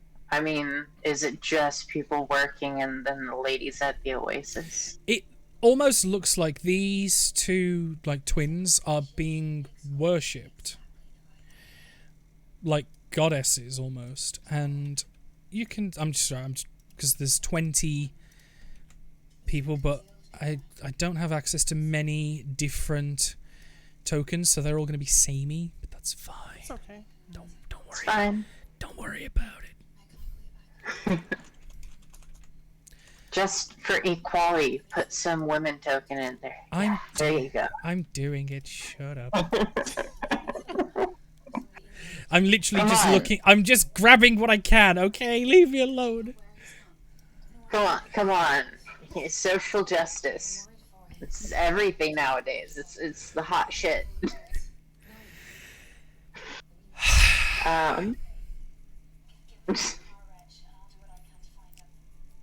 So with my true seeing, nobody stands out. I'm just seeing like a lot of town folk working as there's these two twins basking at a pool surrounded in purple fog.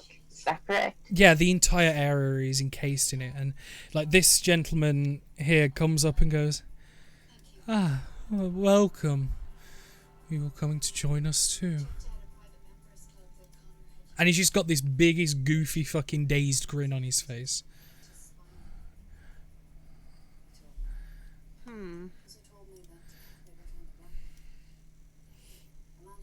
Dang, Alter Self can't help there.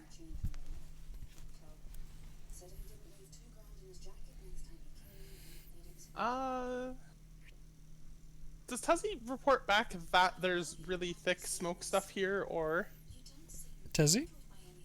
Well, Tezzy's not going to think to mention anything about the purple haze just because she's been following a trail of purple haze beyond the blood trail, and none of you have asked, okay, Tezzy, where are we going and why?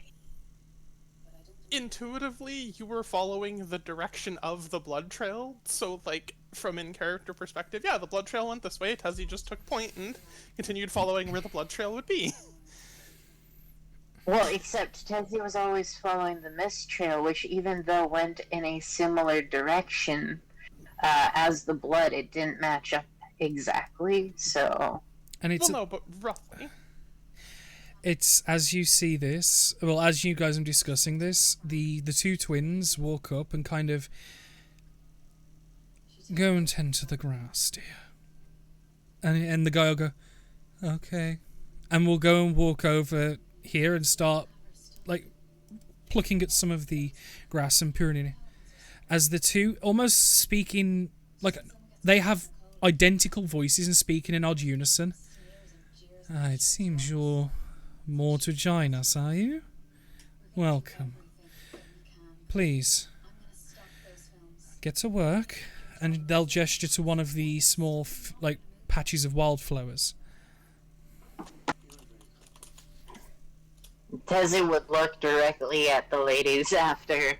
And like I said, You know, these women are slight and slender. And, like, what would your characters consider the peak of beauty? That's what these look like, with grey skin, white eyes, elven ears, pitch black hair. Well, I suppose just as the rest of the party comes in to catch up to Tezzy, they're walking over, talking, and so Tezzy was probably really the only one to notice kind of how odd the scene was on top of purple smoke. And, No Keena's teleporting. What the? Stop! I'm Damn it. How are you doing that? I was trying to drag her because she was on top of Celeste, and like my mouse was having a spack attack. Those darn boots of the winding path are acting up again. They'll notice like your hesitancy to immediately follow the orders, and like their faces will twist, just like, how did you find your way here?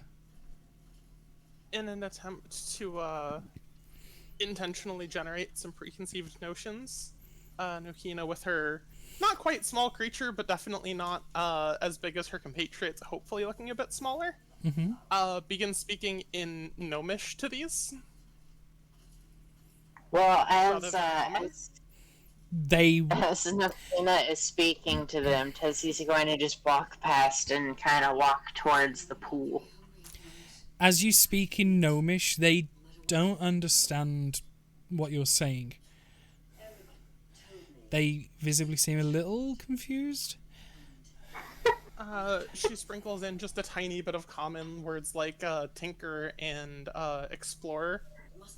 And as Tessie, as you go past to go towards the pool, they'll turn and go, "That's not for you. That's for us only. You are to earn that right." I mean, Tessie's Tessie. She's not going to listen until somebody physically gets up in front of her when she's curious like this, so she's just going to keep going. Should I move my little piece? Yeah, well, as I say, as you get to about here, the one would move up and put a hand on her shoulder and just... It's such a delicate hand, and then I've got to quickly roll an attack. Think straight at the moment. We absolutely understand and empathize with how you are feeling, but 20 will hit. She's not going to do the damage, but can you make a charisma saving throw, please? supposed to take time. Okay, go to my charisma. Where is my... Oh, there's my charisma. An attempt to save the wedding. Time might heal. Okay, so... This is gonna heal well. That's a fail. And as the hand I mean, could I delicately use placed... a luck? Could I use a luck? You could if you want. Pay for everything. I'm gonna use a luck. Your father's been no aid. Oh shit, I'm gonna go... I'm gonna go with the other one. I knew this was gonna start happening. No. And this hand's delicate and light and subtle, but as it touches you, your entire body locks up and you can't move as you're stunned for a round. Oh, my dear. No. That's for us, not you. Do you understand? I mean, she's all locked up. She can't move, so there's not much she can even answer back to. Celeste, how do you respond to seeing this stuff go down? I'm just gonna kind of take it. I gotta take it. Okay. It As- won't get off as- my character screen. Hold on. As you see all the townsfolk, you know when you got your character sheet open? Yeah, no, my J- character sheet it was like No. stuck on the window when we move out of my character sheet. No, but if you click the little double thing at the top left of it, you can actually pop it out into its own window, so it's not in your way. Okay, Oh, that's so Mr. much better. DM, since my character is frozen, I have to put something in a room real quick, so Okay. I will just take a quick second. I'll be right back. So yeah, you can pop it into its own window, so it doesn't get in your way as much. Cool, thanks. Did not know that. Yeah, now the more you know. But no, as you see these two feminine people, and you also see that all these people, like a number of them, especially Nokina with your keen mind, these are the missing townsfolk. None of them seem hurt, none of them seem injured, but they seem to be in this servitude to these two creatures.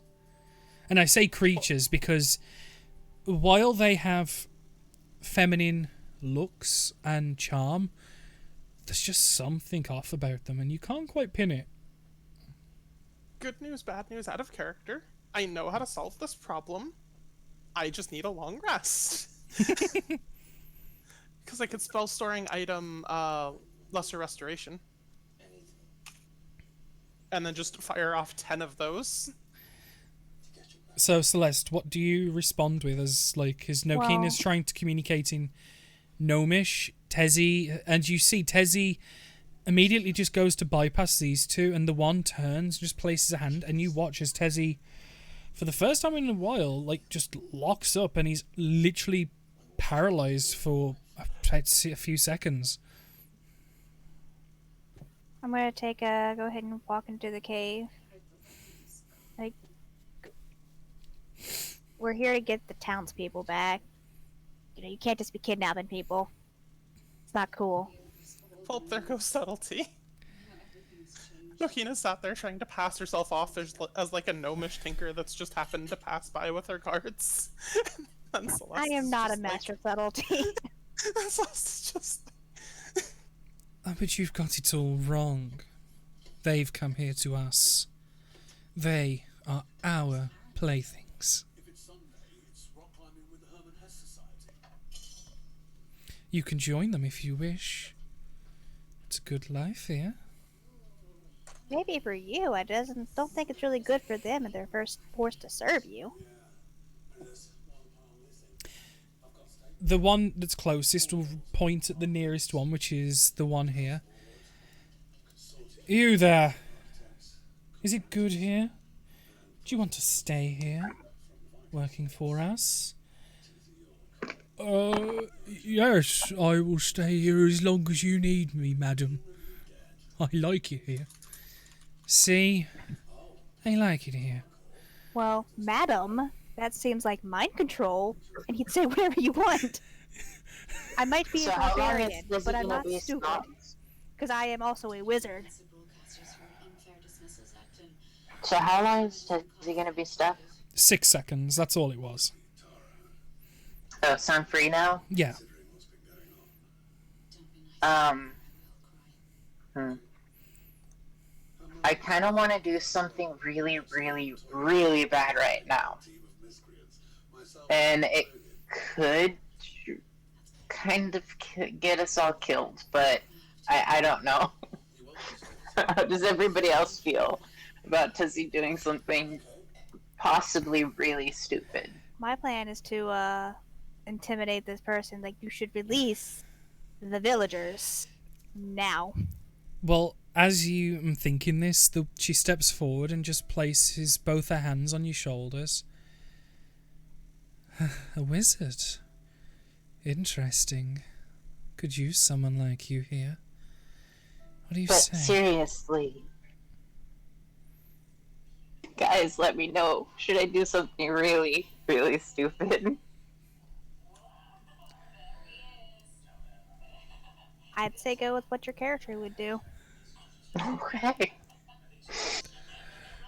As the one lady is stepping towards the other two to put her hands on them, Yeah?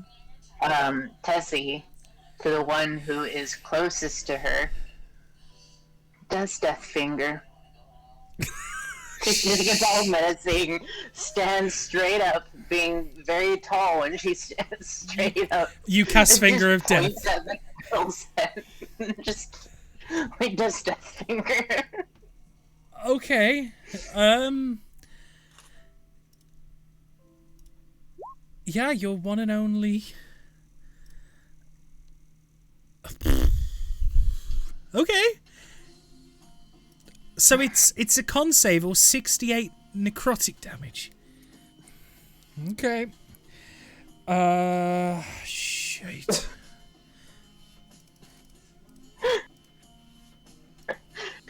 It's Tessie. That's a My excuse. that's a fail, and she is a little resistant to the spell's effect naturally, so taking only half of it anyway. So she only takes 34. I'm just going to quickly mark her so I know which one's which. As you just place your finger out, point it directly at the center of her face, and you fire this beam of brackish energy that withers the skin slightly and just... Oh, you're going to pay for that, you insolent lizard. As you can see, some of the skin is charred as... Yeah, I think that's going to be initiative. As you see... You see her pierced. It's not on. Hang on, let me clear the initiative table. Yep, there we go. Select your tokens. So what does Tessie see as the skin is kind of burning and stuff again? Like, the skin's, like, necrotically... Like, you can see some of the veins have turned black in the face. And... Okay.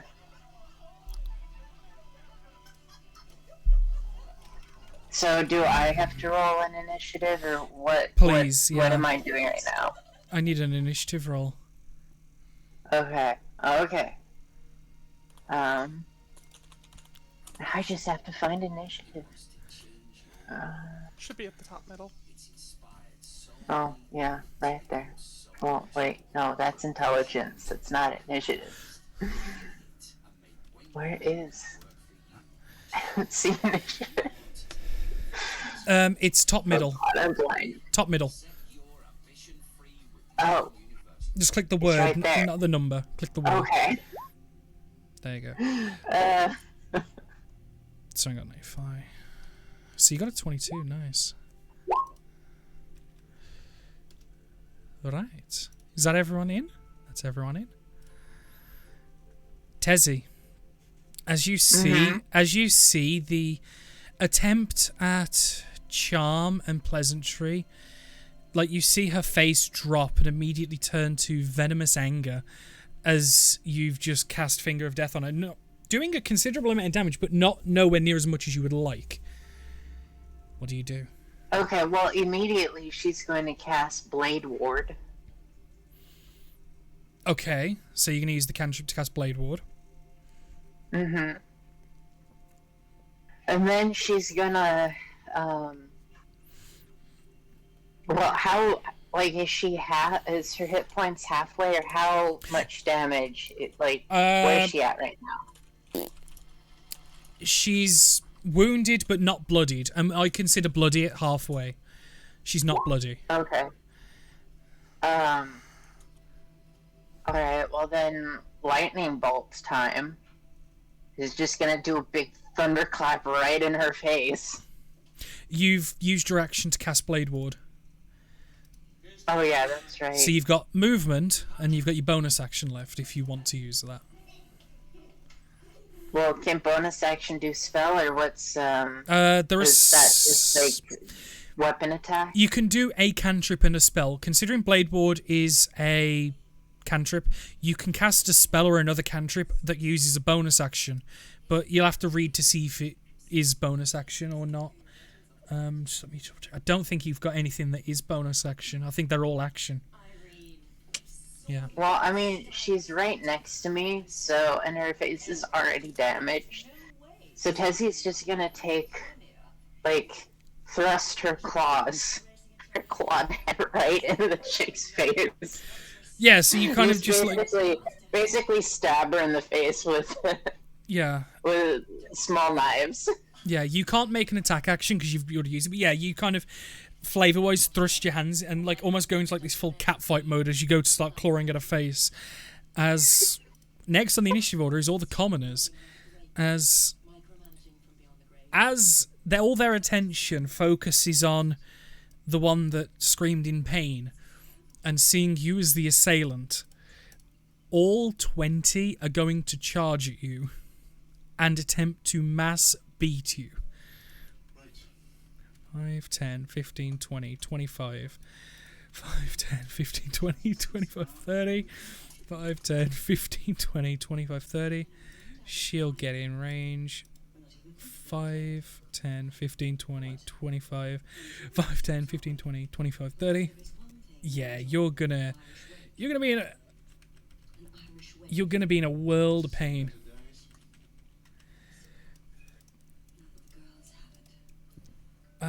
Yeah. 1, 2, 3, 4, 5, 6. 1, 2, 3, 4, 5, 6. 1, 2, 3, 4, 5, 6. 1, 2, 3, 4, 5, 6. 1, 2, 3, 4, 5, 6. Jesus Christ. 2, 3, 4, 5, 6.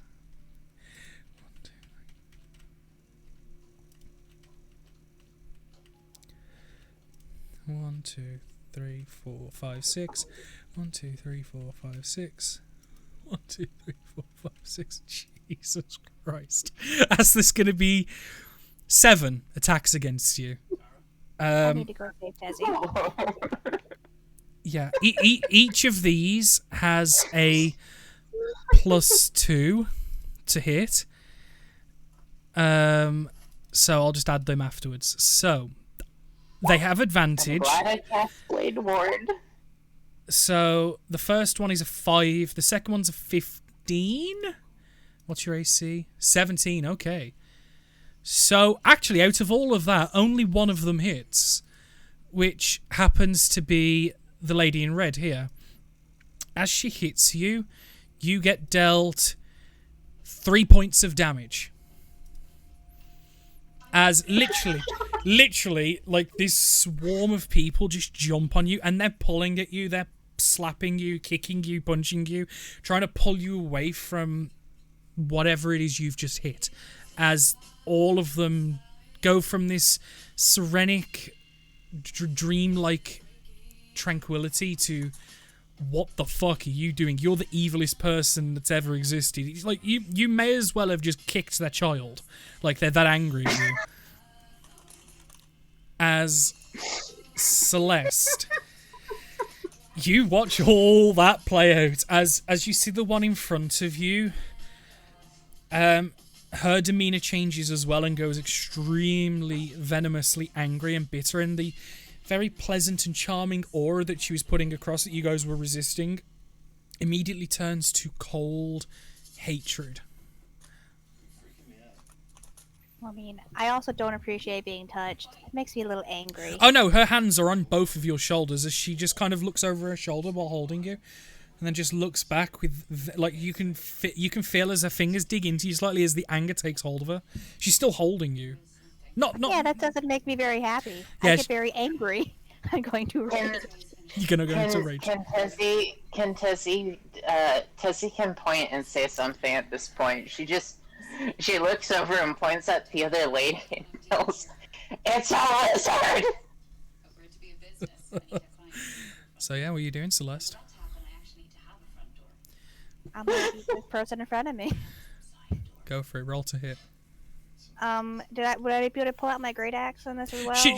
She's not technically grappled. It was more of a flavor. She's holding on to you. Cool. You can. She's not holding you to a point where you've got to make a check on it. You can just shrug her off easily enough. Cool. I'm gonna do my first attack. Mm-hmm. Yeah, that Wait. hits. Cool.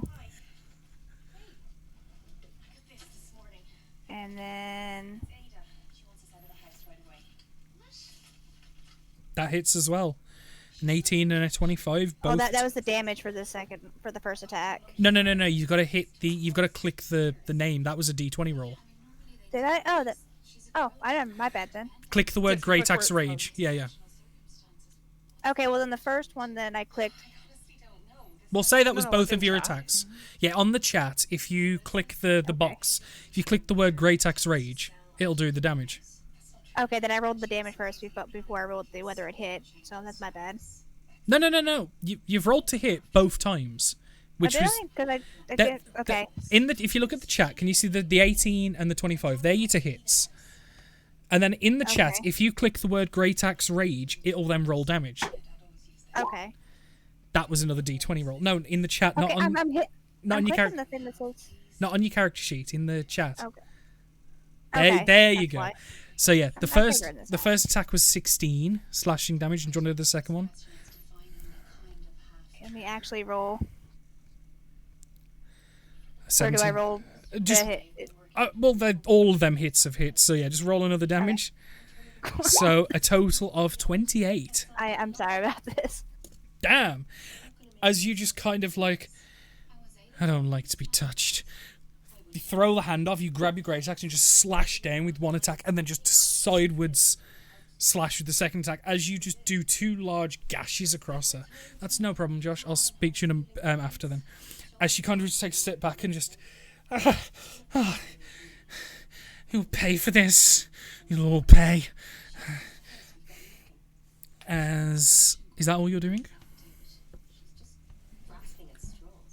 So I don't think I can really do anything else.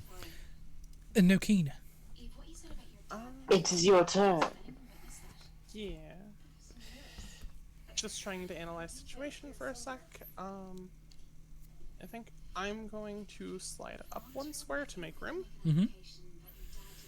And then I believe I'm just going to enter sword mode. Yeah, as I move, I unsheath my sword, since the act is clearly up, given context. Yeah. And then I'll just take my 2 multi-attack longsword swings on this one, obviously. Do it. Roll to hit. Depends how aggressive you encounter. Slice 1. Ada wants my children out. That hits. I'm sure she doesn't. It's just Yeah, they both hit. Jesus Christ. That's another And, 23 damage. and then bonus action, tell Battlemaid to move up alongside me and take a swing as well. Do it. well, I got someone to Which is technically me after my turn technically ends, and then she goes right after me. This one. Oh, by the way, if I took 3 hit points, should I put my current hit points 3 lower? Yeah. Please. Okay, I forgot to ask, but there we go. Yep. Okay. That's another 12 points of damage as she now only just becomes bloodied. And then yeah, the last one was force damage. Not sure if it matters. Nope. And then I have no further actions to toss. So assuming Pezzy still has the little Drake I gave her, homunculus servant, artificer infusion, whatever, it auto takes the dodge action. any chance you can take on Ray's Nice. next week. Which I mean, it's just a little tiny whatever on her person. So Yeah. The one in front of Tezzy is going to...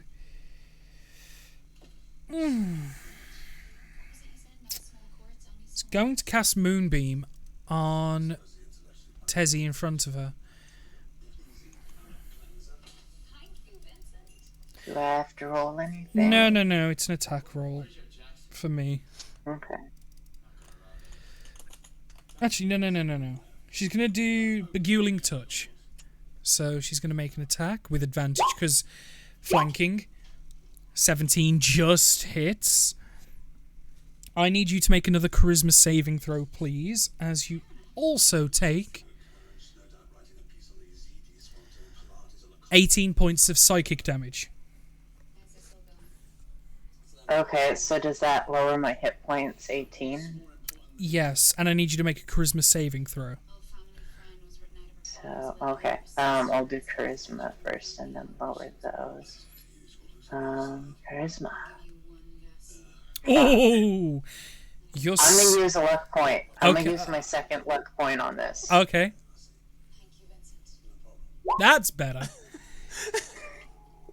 The Thank goodness. the same stunning feeling that got you before goes to take over you again, and you block it out as then she takes a step back.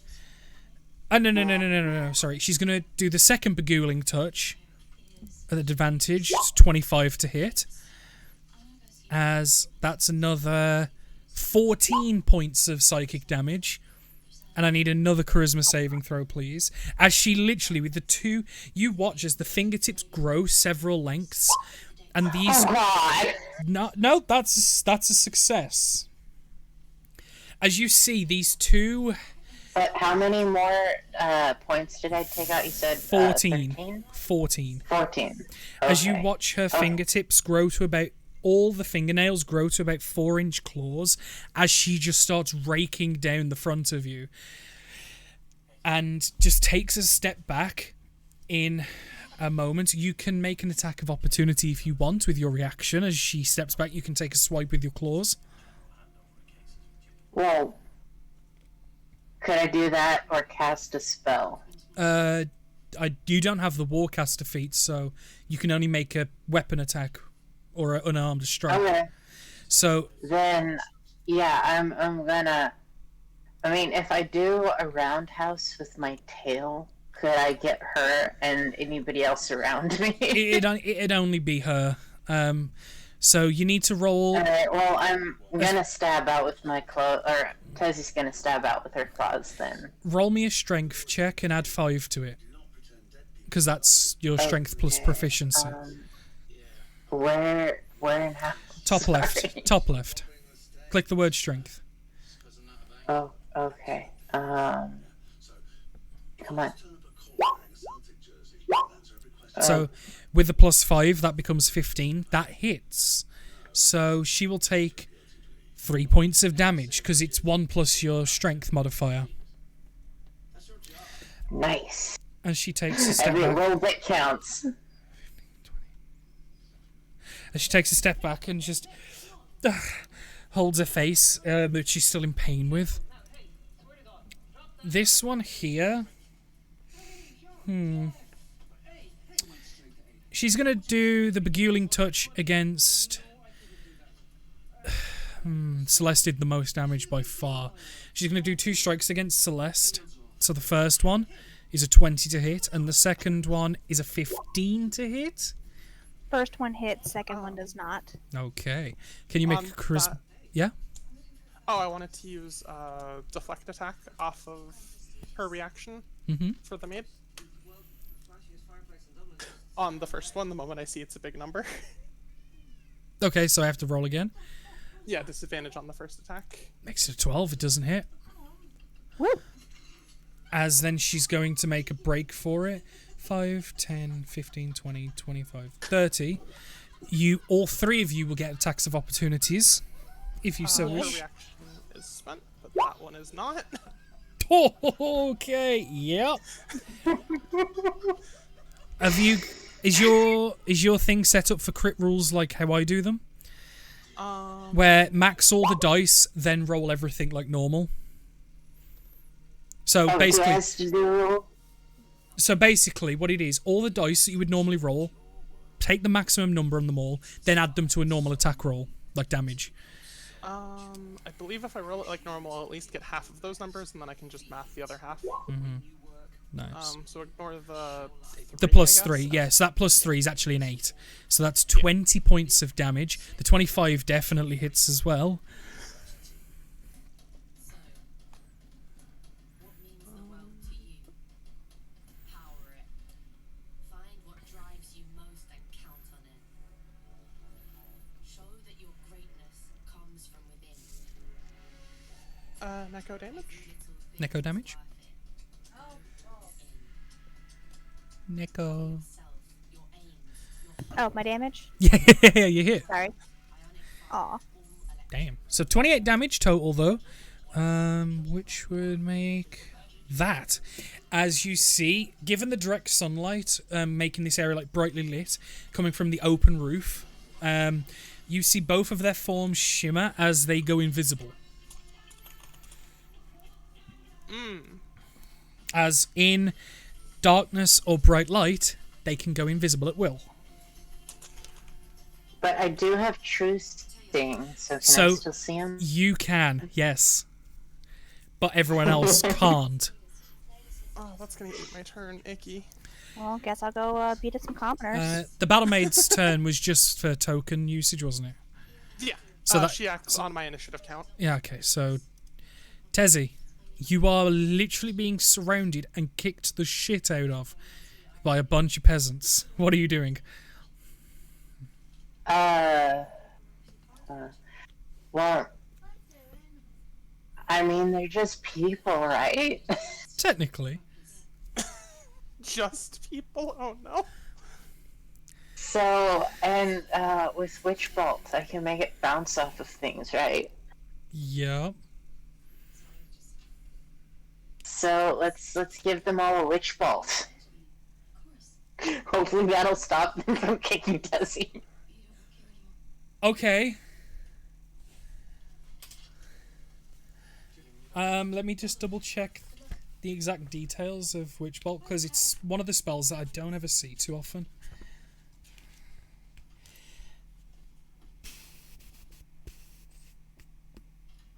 Just like this green ray that shoots right out of her. Oh, no. Ricochets off people. Oh no, Witch Bolt doesn't target multiple people. It hits one person, and then you can every turn afterwards add, like, it automatically does damage to that, but it's only to that same target. Okay, well, I mean, the other lady who kind of went behind the party, the one that I haven't attacked yet, Yeah. she's close enough for me to hit with a Witch Bolt, right? This one here, most definitely so. She gets a big old Witch Bolt to the face. roll it. Well, click the spell so it comes up. Yeah. Are you doing it at level There we 1? go. Okay. Well, I mean, at this point, it just kind of is what it is. Okay, so you've got to make a spell attack. So if roll a d20 for me and add 9 to it. They're just people. I know. Okay. I know, Verena, but this is what they do. Can't control them. Okay, so yeah, plaid 9, so it's a 16 to hit. That'll definitely hit, so she'll take the 1 point of lightning damage.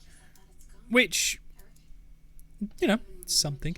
And basically, for every turn afterwards, for a minute, which is basically 9 more turns, you can just straight up use an action and just deal just a lightning, 1d12 lightning damage without needing to attack.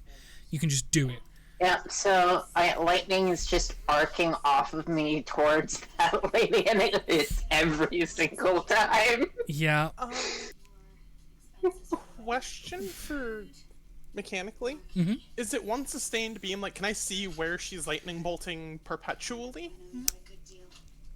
You can, Well, but I you would think that you would be able to see the lightning arcing off of my scale, or off of Tessie's scales. Yeah, it's not- and hitting the general area that the lady's in. Yeah, it's not perfect invisibility. You can both kind of see where they are, but their forms are completely invisible, but the air slightly shimmers around them. It's going to impose disadvantage trying to hit them and stuff. But you can get a good idea of where both of them are. And you probably have a better idea of where the one is that I'm hitting currently. Yeah, that was why I asked specifically about the lightning. Is that enough to... Yeah, okay, got it. Yeah. Even without it, you'd still be able to, but it's disadvantage because you know the vague direction and area, but that's it. Yep. As Tessie completes her turn, the commoners are going to... a large portion of them, the ones that can't get, are going to go 5, 10, 15, 20. 5, 10, 15, 20. 5, 10, 15, 20. 5, 10, 15, 20, 25, 30. 5, 10, 15, 20, 25, 30. 5, 10, 15, 20, 25, 30. 5, 10, 15, 20, 25, 30. 5, 10, 15, 20, 25, 30. 5, 10, 15, 20, 25. 5, 10, 15. There. And a couple of them are going to start moving defensively around the two girls. We're going to get 2 attacks against Nokina, 2 attacks against Celeste, and 8 attacks against... yeah. I can't disadvantage any of those because my reaction is spent. Or, well, Maid's reaction is... Yeah, we're both spent. Never mind. Yeah, so all the 8 attacks with advantage against Tessie. So the first one is a miss, second one's a miss.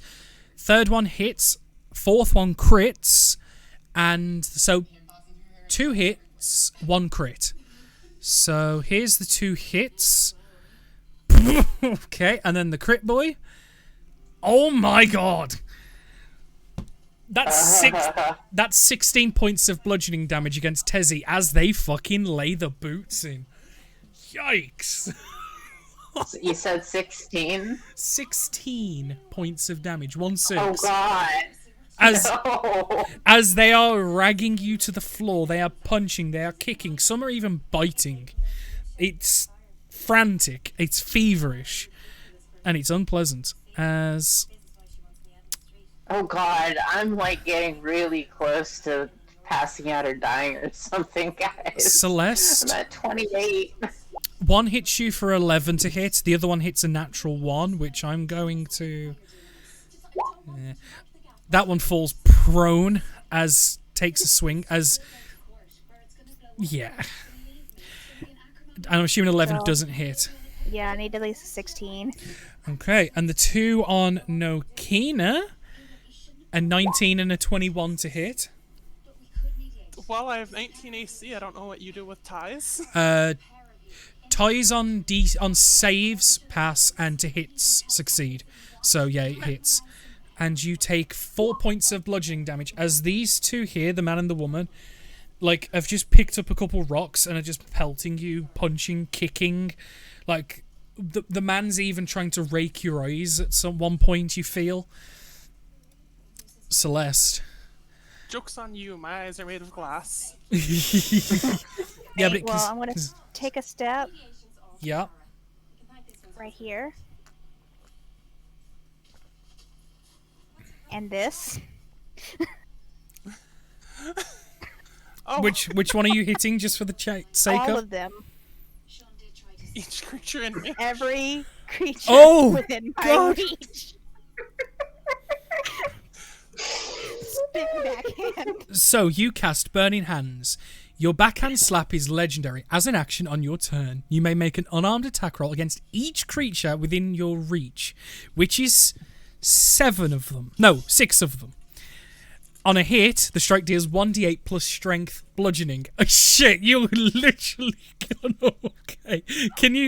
Can you roll 6 to hits, please? Cool. I'm also gonna recklessly attack to make sure they. Okay, so you're gonna recklessly Burning Hands them. Yeah, pretty much. The reckless is probably a good word for it. How would I exactly? I guess just unarmed strike. Well, yeah, it's But unarmed yeah. strike, so it's strength plus proficiency, because everyone's proficient with their own hands. Okay.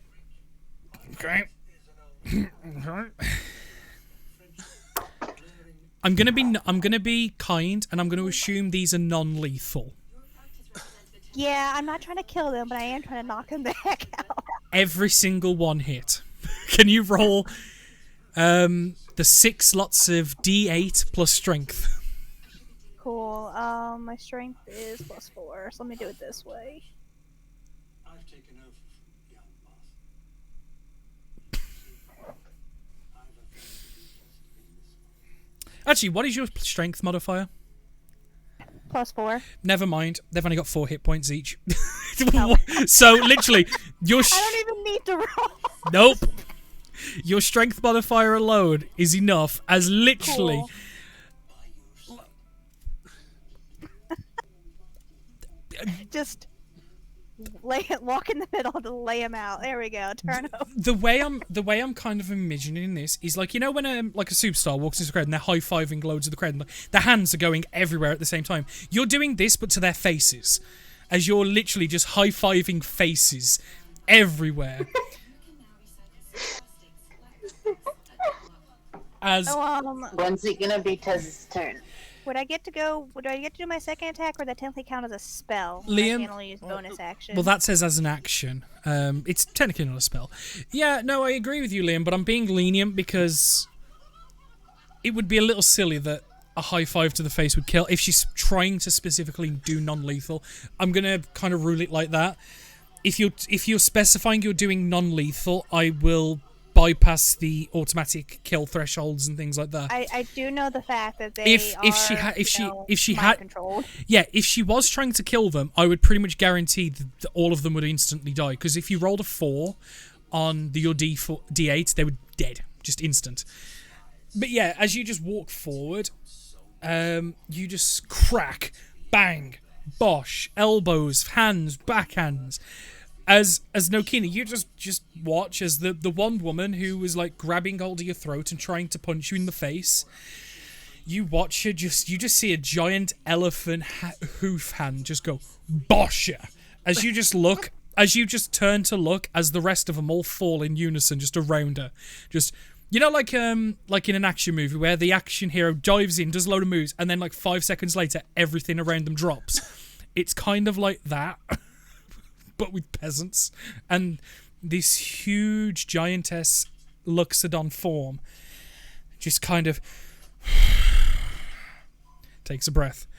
That was your action and 5 foot of movement. Yeah. And I'm yeah, no, I think that's a good turn. I can also only use that once per long rest, so. To be fair, that was the perfect move for that situation. I was really hoping I was either going to go over there and do it myself, or hope they surrounded me. I was waiting for it. Jeez, man. Nokina, how can you top that? I mean, I have two ideas. I'd rather not hit Tezzy though. Well, Lesser idea. once my turn turns around, you might not have to worry about hitting me. Yeah, but then the nymphs will have moved, and that defeats the purpose.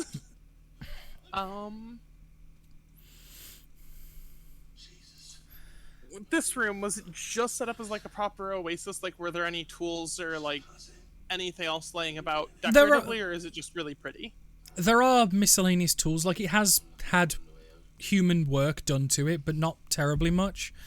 It all looks human, like looked after. Like, essentially, these people have been making it look the way it is. Yeah, that was. Would there be any like I forget the actual like equivalent, but those big bags of like mortar or whatever, like the big bags you'd use in construction. No. All they've done is they've just expanded on this cave and just cut it out. There's no like adding to it. They've just subtracted and then brought like dirt and stuff in and made it pretty inside. Yeah, that's what I thought. I just wanted to make sure. There are small hand tools and stuff like chisels, hand picks, hose, shovels. I was hoping to fling a bag of dirt or silt or something at the invisible creatures. Was why I was asking. Yeah, no, unfortunately not. Okay, that's fine. Do I waste my turn? My dad, Alan, is dead disabled guy. Used to say, wise man. Let me just double check one more thing. Intentions only get you in trouble when you hide. Were you with him long? Longest. Oh, Tessie just came up with a plan to make it so you guys can see both of those guys. Well, I actually have. That's why I was considering wasting my turn or not. Well, in case you don't want to waste whatever you're gonna do, because he does have a way to make that possible. Through any of the rage. Of course, the one time I need to check something. Okay, yeah, that's not even concentration. I'll just waste it. Okay. I'm gonna try and attempt to go around Mr. Barman here. Mm-hmm. He's gonna make an attack of opportunity. Yeah, he's fine. He can do that. He's gonna roll an 8. He's gonna move. Yeah, yeah. I'm gonna move loosely over here, and then I'm gonna blow just see invisibility on myself. It doesn't even have concentration, so I'm just gonna go with that. Yeah, as you see the very spectral form that Shika's in the earth, you can see then it replaces with the form of the out of character, the moon nymph that you see. And then... Well, actually, now that I can see it... Because we don't share senses, that's tricky. I'll just have my maid move up to next to me, now that the barman's reaction is already spent. Mm-hmm. Because she still can't see it, but she can still at least exist next to me. I mean, that is the one that my lightning is periodically striking, so... Yeah. I mean, I guess she can attack it at disadvantage, probably. I understand. Yeah. Bonus action, tell her to hit it. Or hit in that general vicinity. How could you? Yeah, go for it. It'll be disadvantage. Okay, it's the one. I'm not even gonna throw a second dice. Let's see how bad of a natural one it is. I'm gonna say that the swing was that bad. The sword and the weapons that she has impales into the ground slightly, which basically means the first attack against your maid will have advantage. Okay. Because basically, as she's trying to retract the weapon, she's left her entire right side open for an attack. Fair enough. That's gonna be me. Okay. This little nymphy is going to make a beguiling attack against your droid with advantage, with a 14 to hit. 15 AC. Second attack, 10 to hit. As Yeah. she's going to retreat further behind the people, so 5, 10, 15, 20, 25, 30. You will get an attack of opportunity. She does still have that because she didn't have to shield me. I just accidentally hit the back button on my mouse, so it'll take 1 second to roll it. Mm-hmm.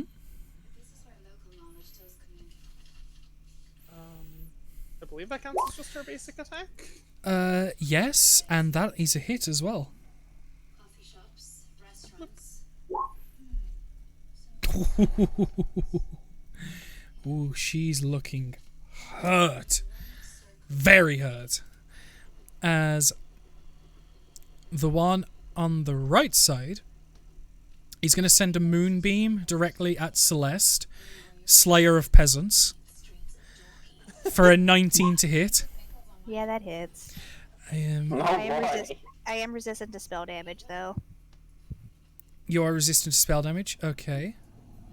Why is my mouse acting up? Thank you. This is 4d8 plus 3. So you take 16 down to... So you take 8 points of damage. And can you make me a...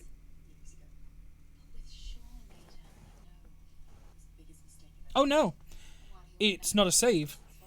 So you are blinded until the end of your next turn.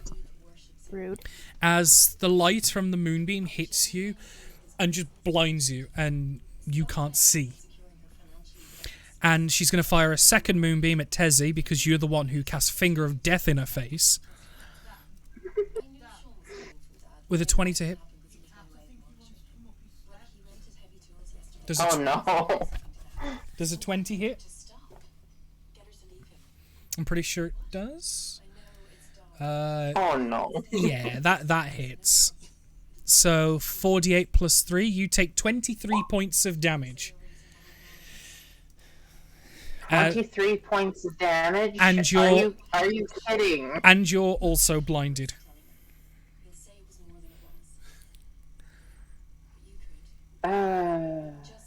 Yeah, so both of you become blinded as she just fires off 2 blasts of lunar energy. And I'm at 5 hit points. Yikes. So, and then she's also going to go 5, 10, 15, 20, and she's going to back off there. Tezzy, it's your turn. As you notice, the commoners are preparing another round of fuck yous. Yeah, no, and another round of fuck me's will fuck me. I'm not in the way that Tezzy wants, if she even wants that.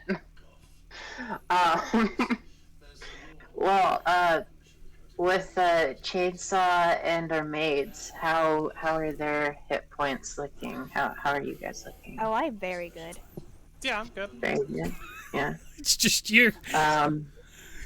Tezzy is strategic and doesn't mind strategically retreating when it needs to be.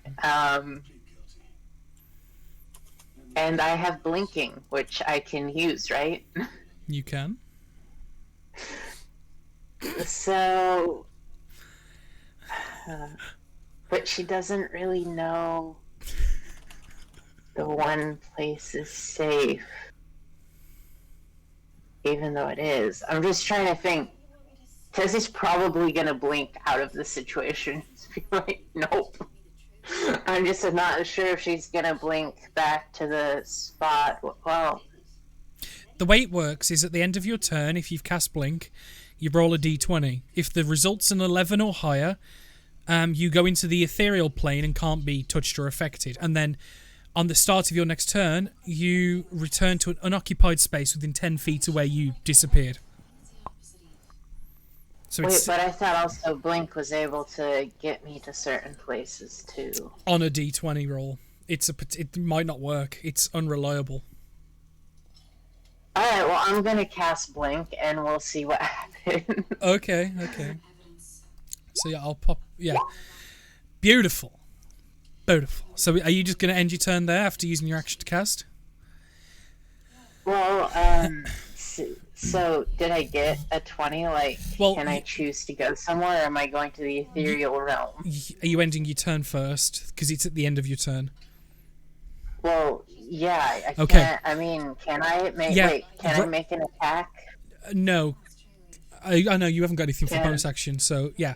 Roll a d20. Can I? So I can't make an attack, and I can't cast another spell, basically, No. right? So you need to roll Okay. an 11 or higher on a d20 roll to go into the ethereal plane. Oh, okay. Well, so that means the last thing I put in 11. You've just got to roll 1d20, no modifiers. You've just got to get above 11. Okay. Okay. You do. Nice. Oh. So you Okay. Cool. you disappear and you watch as Tezzy's form flickers out of existence in a puff of blue light as she can see she's now in the ethereal plane, and you can see everything around you, but nothing can physically touch you or affect you. The commoners that were grabbing and pulling at you no longer have that influence, and they're a bit confused and immediately turn their attention to everyone else. You'll return at the start of your next turn as the Punch commoners. some more commoners. Wait, I have True Sight still going. What do I see in the ethereal realm in this area? Well, the thing is, True Seeing gives you the ability to see into the ethereal realm, so you see the exact same. Okay, and do I see anything besides like the cave area and purple smoke while I'm in the ethereal? No, because you're seeing exactly what you were seeing because of True Seeing earlier. Okay, so I'm basically just in the cave still with purple smoke around, and nobody can see or touch me. No, Wait, can the nymphs see me? you don't know. Shit. I can see you.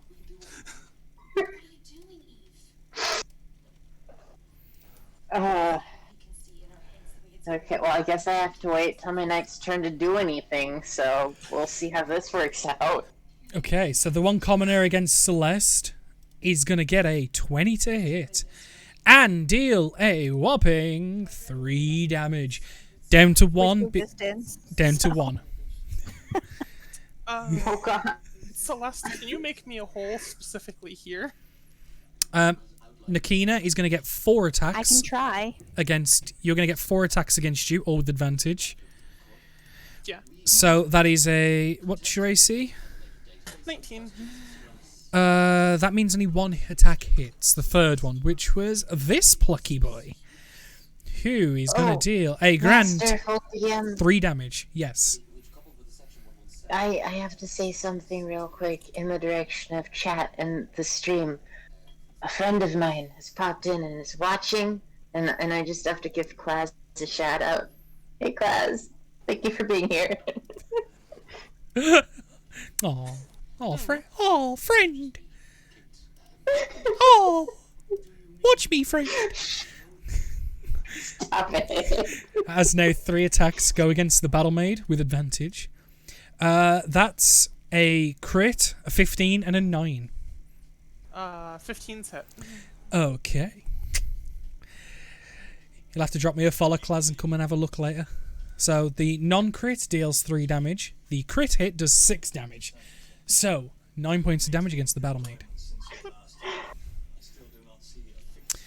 As Celeste. Well, and to be fair, she wouldn't. Just to the chat, she wouldn't just say I'm a genius. She'd say that I'm a genius, amazing, non-billable thing, and then be like, oh no. Thank you. Thank you for the follow, Class. So, Celeste, one plucky commoner, has taken the step up, has struck you, dealing 1 damage. What do you do? Alright, I'm assuming I'm still blind, right? You are blind, yeah, so you can feel this person in front of you. Basically, it means your attacks will be at disadvantage. Well, I know they're commoners. Like, I don't need to great axe them. Like, that's a bit much. So I'm going to attempt to just punch him. Disadvantage, yeah. First punch. 14 will hit. Um, Does it's strength plus. Yeah, yep. Down. all right. I'm gonna take a few. Try or You can step over them, no issue. You are going to I'm be. gonna punch this one. Yeah, you can kind of feel it as you step forward. It tries to grab you. You can feel it, so you take another Go over wild the swing. bodies, you know. Yeah. Disadvantage again. Yeah. That's a hit. Oh boy. And then That's enough. This is what happens when commoners with 10 AC and 4 hit points mass attack a player. It doesn't go well for them. especially if the player has, vast thing like spinning backhand. Mate, that was fucking amazing. I did not know you had that. Yeah. Well, the burning hands. Hey, By the way, can I walk around right now, or do I have to wait till turn? you have to wait until your turn where you'll reappear. That's what I thought, but I wasn't sure. No, Kina. Okay, I'm gonna have to split up my multi-attack and just hope I roll well, I guess. Swing number 1 here, because I really need that hole. I've heard enough. An eviction is a Yeah, it hits. and traumatic event that has left He's dead. genuine psychic scar on the fabric 1, 2, 3, 4. I'm gonna attempt to move here and take a lot of opportunity attacks. Yeah, you're gonna take 6. No! Yes. This is a house of architectural Um, and here I find 1 hits and deals 3 damage. The second one, which is the guy holding the lumber, crit failed for a 26. He's going to hit his friend here for 1 point of damage. As he takes the wild swing, as that guy's like grabbing hold of you, he just cracks him donkey punch side of the head and rocks the man. touch the house. Please don't take our home. But yeah, so you outright impaled the one guy, and he is actually dead. Yeah, she just dismissively just slices her way through him and keeps going. Um, A bit more aloof to the commoner's plates. And then second swing. That's the moon nymph. Bonus action branding smite. It's going to be disadvantage because she's in. Oh no, you've got truce. You can see invisibility now. Never mind. And branding smite will make her visible to everyone if it connects. Mm-hmm. So yeah, I'm gonna blow branding smite at 2nd level onto my weapon, and then I'm gonna hope my weapon hits. Which boop-a-boo. Boop-a-boo. That hits. Roll damage. Okay, so it's gonna be 17 total damage, and that.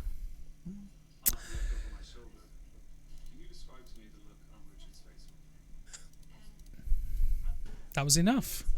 Oh, As well, you can now see the visible corpse. as you thrust forward and impale the one peasant, you run forward and take swings from all directions. One hits you, and you just reel back your sword as it just lights up with this orange hue, like a freshly forged sword pulled out of the kiln, and you just take a backhanded swing, just straight across, 45 degrees, shoulder to hip, and she just falls backwards and with a scream lands on the floor and goes silent. I'm now going to quickly roll for all the awake civilians. Which one's under her control? So there is 9 left awake. So if they roll above a 10, they were under her control. Below a 10, they were under the one that's still up's control. So,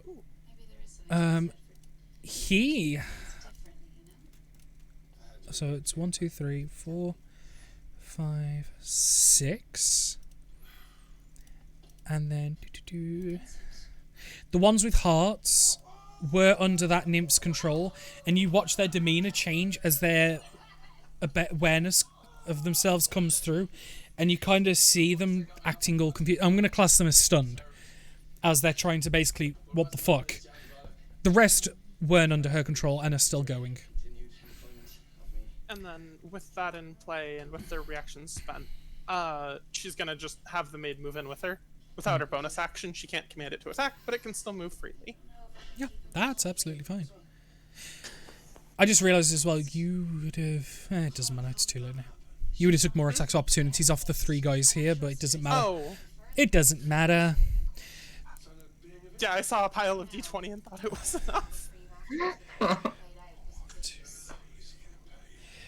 This moon nymph's gonna run in, and he's gonna be, "You killed my sister, you whore!" And he's gonna just, the long clawed fingers are just gonna sink into the neck, and she's gonna do 2 beguiling attacks against you. Uh-oh. First one, damn. Second one, that's funny. Okay, so the first one is 4d6 plus 3, but 24 on top because of the max dice. Yeah. So that's 14, 36 points of damage from the first attack. And can you make a charisma saving throw? Which actually may affect the second attack. It may give her advantage if you get stunned. That's the DC. You pass, as you don't get stunned, as you are rocked, as this psychic energy just rocks and like scrambles your brain and your vision goes blurry for a second, but you hold fast. And let's roll severity. Okay, it was just a bad miss. As the second attack, as she was expecting you to be stunned, just reaches in and literally goes to attempt to dig her claws into your gut and like gut you. But the armor plating is just too strong and the claws just ping off. As she's like into this, she's almost raging herself. Like she's on the borderline of taking a level in Barbarian. She's probably not used to charming non-living creatures. No. But, Tezzy, you can either reappear there or within 10 feet of a square of your choice. Where would you like to appear as you come out of the ethereal plane?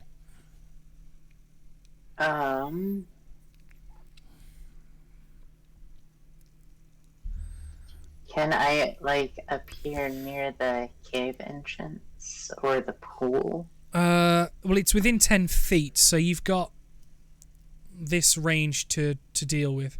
So it's anywhere in that little section you can reappear, as long as it's not already occupied. Okay, Just move your character there, and then you've got your turn. I'm gonna just appear right there. Mm-hmm. That'll work.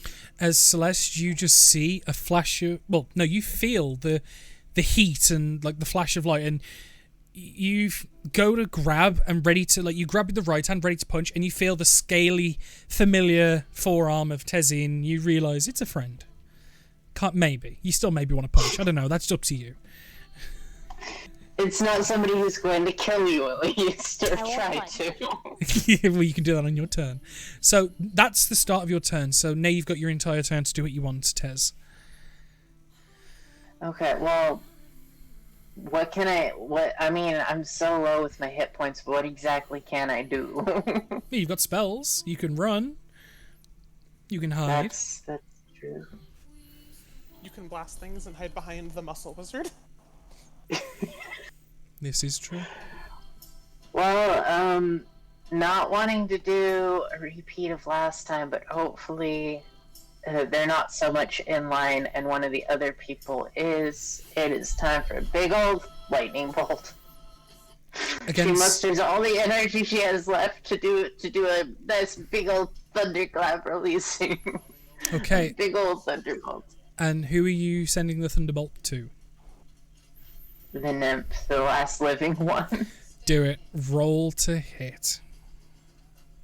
Okay, what do I roll? Well, first I have to click this, right? Yeah, there's plenty of range. It's got a 120 foot range. Oh no, it's 100 foot. Oh, it's in a straight line. So you're gonna get that person as well in the way if you do attack. Do you care? There. I don't care. At Okay. This point. Okay. So she's got to make a dexterity saving throw, which is a +3. The nymph has advantage. 16 does not save.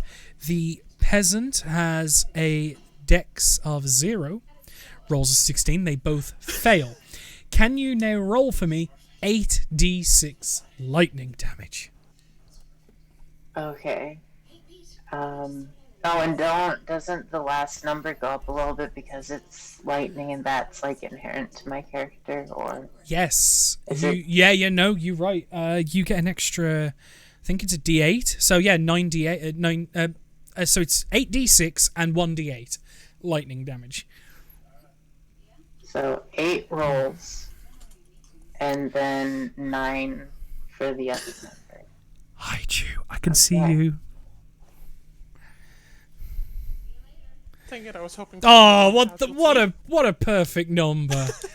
Nice. I love that.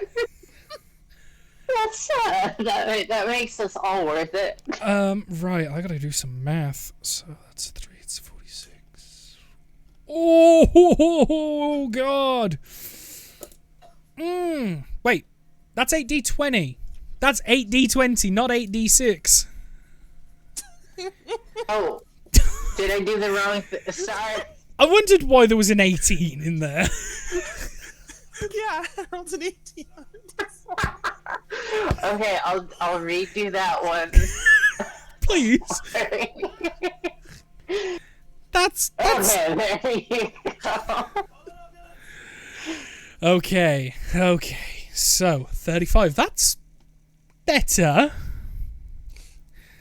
Almost got away with it. Yeah, I fucking know. Huh? Fucking know. Yeah. As Almost. the girl in the red dress here just fries instantly, and like the face sinks, skin blackens, and dies outright. The nymph just takes a large blast of lightning energy, and it rocks her for a second. Like, she staggers, like not expecting a hit of that magnitude, as she looks over to see the lightning flickering on the scales, like shh, shh. As the end of your turn comes, can you roll a d20, please? Me? D20? Yeah. Okay. Just one though. Not 9 or 8 or whatever. Yeah, this is just to see if you go back into the ethereal plane or not. Okay. Which you do. So your form vanishes once more, and you're in the ethereal plane, unaffected by everything here. As it is now, the commoner's turn. Nice. Go back in, give a lightning strike, and then go back out. Lovely.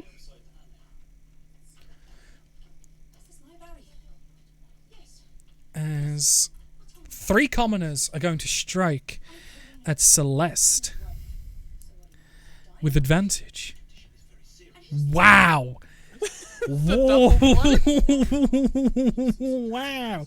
Let's I mean, that's what you get when you go against someone who just, knocked out all your friends. Yeah, and yeah, he whiffs so bad. Like, he goes to punch and kind of stumbles on Terry that's right below him and kind of just falls into you, almost like falls into your arms, and then kind of pushes back and stands up and completely fluffs his lines. One's going to attack Nokina for a 7 to hit. I'm pretty sure that doesn't hit. And then... Let me consult the characters. Yeah, just in case. It's close. It's going to be close. And then 3 on the battle maid with advantage. 2 hits. One's a 15, one's a 16. Yep. Taking a grand total of 7 damage. Hoorah. Celeste, it is you. Cool. I'm gonna actually just kind of ignore them. And Wow. yeah, I can make that. Well, you're going to take... I'm gonna take. I know Okay, fine. that does nothing. Go ahead, hit me. One's a 20 to hit, and you take 2 points of damage down to 1 because resistance. I like how you just you slapped 8 of them down, and now you're just not even caring. Just walk past and yeah, whatever. See you later. Well, they were surrounding me. I had to. Anyways, I want to go take care of that nymph. Mm-hmm. My great axe. Recklessly. Go for it. Yeah, because you now have vision again. You would have disadvantage because of the invisibility. Reckless would make it a flat roll. So 2 normal rolls. Cool. Here's the first one. Can I hear a cat purring? That sounds like a cat purring or someone huffing. No, that's And my there's the cat. She second one. decided to get up next to my face and she's purring. Aw, cute. Hi. Yes, So, yeah. I know you want it. Both of them hit. Can you roll 2 lots of damage? That's 24 points of damage. That just sounds like someone huffing a straw. It sounds so weird. Also, is she She's still, a cat is she still and up? she can't help it. What was that? Is she still, like, alive? But, yeah, not by much. Mage hand. Okay, so as a bonus action, when you take the attack action on your turn, you can use your hand, and you are a mage after all, to attempt to shove the target over. On a hit, the target was make an opposed strength check against you, or be knocked prone. Okay, her strength is a grand total of -3. Oh my. I rolled a -2. She fell over. Fuck me, a -2. That's got to be some record of like the lowest ever dice roll. A -2. What the fuck? Yeah, she's over. Like, she not strong. Nakina. Oh no. I'm not 100% sure on this one. Are prone targets advantage for melee? Or... Yes, yeah, it's disadvantage for ranged. Melee, it's advantage. Alright. We're just gonna make this nice and easy and combo Branding Smite with Green Flame Blade. So I should roll to hit first, but it's spent either way. Have it to hit roll. Yeah, that roll fish with the crit, you may as well. Oh, yeah, advantage, right. Fair enough. You may as well fish for it. Yeah. Yeah, but 25 hits. And then, in addition, have one of these. Yeah, I hope you enjoyed that little interlude where my cat decided to sit on my face. The huffing was interesting, yes. And the damage is there. So, 31 damage to her, and then I just have 17 damage I can put somewhere. That, I'm assuming all on her. well, it has to be a second target for Green. I guess I'll put it in the already defeated one to just make sure it's defeated. Yeah. I don't want to put it in a villager. So 31 points of damage, and considering it had 14 hit points left, do you wanna tell me how you finish it off? Once it's on the ground, she heats up her blade to super hot levels, combining green fire with forge fire, and just takes a single clean swing through the neck. Oh god.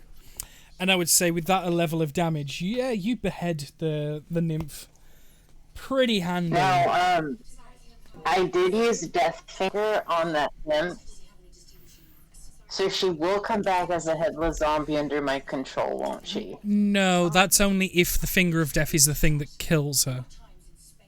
Yeah, the spell has to be lethal. Yeah, the spell has to be the killing blow to work like that. Oh, okay. I was hoping I'd have a headless zombie nymph as a thing that follows me around. Or well, fuzzy around. The rest of her flames from that swing just kind of spill over into the already defeated other nymph. And as that happens, you watch all the other commoners that were in the midst of fighting unconsciousness and two in the eternal travel to whatever existence lives after their destiny. Well, the moment combat's over, I want to attempt to revivify both of the commoners. You have Revivify. Yes, I do. Damn. If you decided I don't have enough I- gold and currency to do it, I'll agree with you. Well, you're a level 13. I would assume you would have the spell requirements to Cast at least three or four Revivifyers. It was why I was hoping there was only one dead commoner. I will allow it. Yeah. It's one action to cast Revivify, isn't it? Yep. So yeah, the second So- combat's over, you would have more than enough time. Zip. Zip. And they would both be remain as unconscious, but not dead. Wow. As combat comes to an end, the commoners that are awake all kind of like are taking in, and you can all hear the mixed muddled of confusions of like, where the hell am I? Oh, my head's killing me. And then kind of looks at all the bodies, the butchered corpses of these nymphs, and the four Do of I you. kind of flash back into reality, or Yeah, you am I do. still? You do. And then you flash back out and back But in. it's okay. And back because there are no villager corpses God. anymore. So I I'm do just feel kind of bad for the flashing ones in and that out of live in their own blood. existence. So. Oh, what the fuck? How did I get here? Where the fuck am I? Who are you people? Fuck.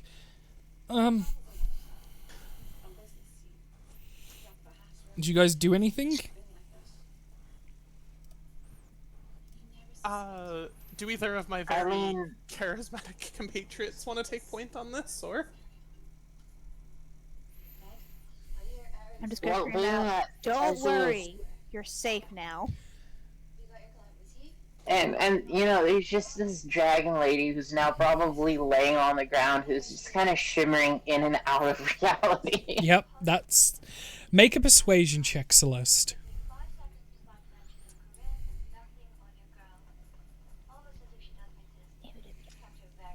Let's see how convincing you are with that. Not very. Yeah, I think that's a lag, and I think you've chosen the line exactly correct. You're being saved. Don't fight it. As you, That was a 1 on the die. I don't know if you do. Oh, crit crit- fails for. oh yeah, crit fail's a crit fail. Like, Yeah. I'm not That was gonna a 1. I'm not gonna roll Have a- severity, but they are a little. Considering you are covered in blood, because despite it being non-lethal, you did break a couple noses. So yeah, your bare hands, your axe is covered in blood, and you're trying. So yeah, you've got to imagine this huge giantess Loxodon turns around and goes, "It's okay. You're being saved." Dripping with blood. They are a little frightened of you. Not gonna lie. This one right here takes a step back. I will tend your wounds. Please Fair. come to me. Nokina's just gonna kind of call out and try and gesture them all in once the Loxodon helps. Well, all the ones that are awake are unharmed and unhurt. The only ones that are hurt are all the ones with X's on them because they're knocked unconscious or were killed and then revivified. Yeah, but it feels like a good offer, none the same, even to the ones who are conscious and unharmed. A couple people probably do come over to you, and like one of the women is like, I don't remember what happened. I was at home just yesterday, and now I'm here. Do you know what happened?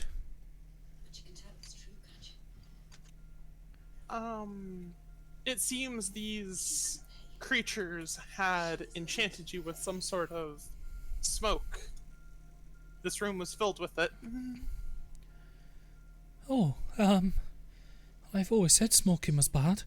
I've never smoked in my life. It's kind of like a pink fog, though it's faded now, rather than trying to explain invisibility. Well, actually, that's a good point. The purple haze that Tezzy sees starts to dissipate and disappear entirely. You actually watch as there are small rifts in the air opening up, Tezzy, that some of this fog is entering into and leaving. Well, I mean, Tessie semi notices it because, again, Tessie's coiled up on the ground with 5 hit points left, shimmering in and out of reality. In not a good shape, not a good mind state, feeling pretty crappy. Represent what? Eventually that would stop and you would just stain. Because it's only a minute, which is not long. And Okay, well, then it stops and she's just coiled up, covered in various different bloods on the ground. heavily wounded, yeah. Yeah. Where are we? We will escort you back to town momentarily once we've tended to your compatriots. We're a good bit off of town, about a day's walk. If everyone could help me gather those still unconscious into one small pile around me, Yeah, I and move down here to make it easier. yeah, and people will. They're confused, but in a state of. Well, we've got. Well, what else are we supposed to do? Like, Goodbye, my last spell slot. My last 3rd level spell slot at least. which would heal every peasant to full. Do you want to roll it for the sake of? Actually, just roll it just in case, because you get like double 1 or something. Okay, so everyone restores 5 hit points. I would imagine you gathered everyone to benefit from this. Yeah. Does that include a lizard lady? Yes, it does. That was why I said all the injured people. It includes naked Can I, lizard lady. Investigate Okay, the so nymph now I'm at bodies? 10. You may. hit points. What are you investigating them for? And then I please want roll to see it. if they have anything like interesting and magical on them. Okay. She seems to be making a break for the water when she got injured. You might want to investigate that too. Yeah, no, Tessie's going to be going up to the water because, damn, she thirsty. You're gonna drink pond water? Ew. Oh, she's Tessie. Come on. Fair enough. Okay, roll an Tessie be investigation. Tessie. I'm gonna just put Celeste. myself all the way up there. Just like stumbling along because she's only at 10 hit points and she's still pretty badly injured. Yeah, but you're not dead. Or dying. Yeah, I can still stumble around, Just about. Myself a So dirty 20. roll. Yeah, nice. I still have Trucing on, by the way, but I know. what But do I have to roll again? The intelligence or no? I'll get to you in a second, Tez. But Celeste, you look over the 2 nymph bodies, and apart from them being heavily massacred, you notice that both of them were wearing a very delicate and very fine necklace made out of bone and cord that essentially it's like, like the tacky heart necklaces you can get where you put the 2 pieces together, and like they're 2 separate necklaces but you put it together to make a thing.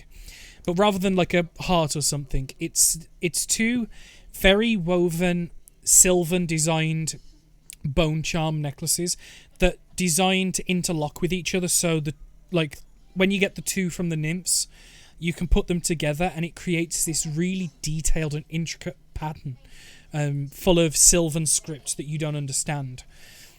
I want them. You can take them, so you But have moon nymph Tessie could twins. understand. Tessie could also mend them together. They're not designed to be fused together, they're just placed together and then come apart into 2 separate necklaces. But yeah, you But still, take them. Tessie could understand. Other than that, you notice that the nymphs weren't wearing anything other than a thin, like, veil of clothing, which was held together by fey magic, which is slowly dissipating, just leaving them. They had no other possessions, no other items, no other clothing. Apart from those necklaces. And you notice as well that the bodies as well are slowly withering at a much quicker rate than you'd expect and turning into this green energy that's kind of just dissipating, like just like evaporating almost. Tezzy, as you approach, Interesting. yeah, Tezzy, as you approach the water, you can feel there's an intense heat coming from it. Not like it's gonna hurt you heat, but like hot spring heat. Like this water is geothermically heated and is at a pretty fucking nice temperature. It's like, And as I get right up next to it, or well, as Tezzy gets right up next to it, can she see anything in the water? Or what? Is it just like a pool of heated water? What? it's essentially it's a large natural hot spring. It's probably about 3-4 foot deep. It's not magical. You don't see anything unusual about it. It is just a large hot spring area. She sniffs the water. Does she smell anything like sulfur or anything other than just water smell? No, just pure mountain water. Probably some of the, arguably some of the purest water you've ever smelt. Tezzy goes no fucks and just goes into the water, starts to drink and wash off and swim and stuff. You all take a moment after and like look around. This place is picturesque. There's a small dirt path that goes from the center all the way up. There's a natural geothermal hot spring. There are patches of grass filled with many wildflowers, grass, plants. The dirt on the right, so you can see, was obviously the next to be done but wasn't finished. This place is beautiful. It's got no roof. So at night it'll be moonlit. At the minute it's daylit. This place is beautiful.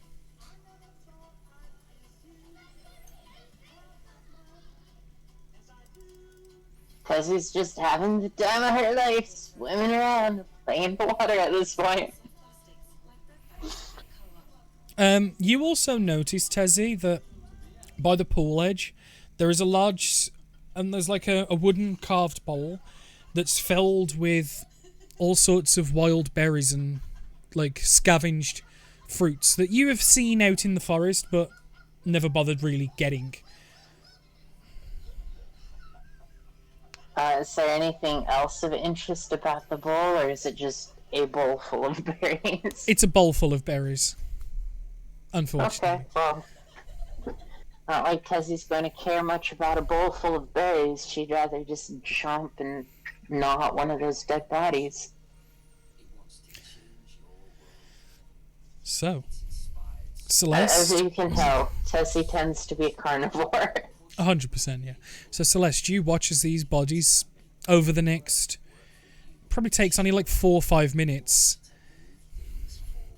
And the bodies entirely disappear with the exception of the bone charms which you have taken for yourself.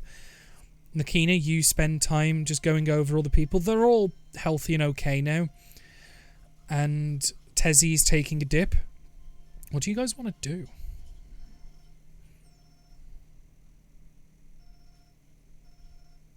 Well, Go ahead. I was just going to say Tezzy's just having fun swimming.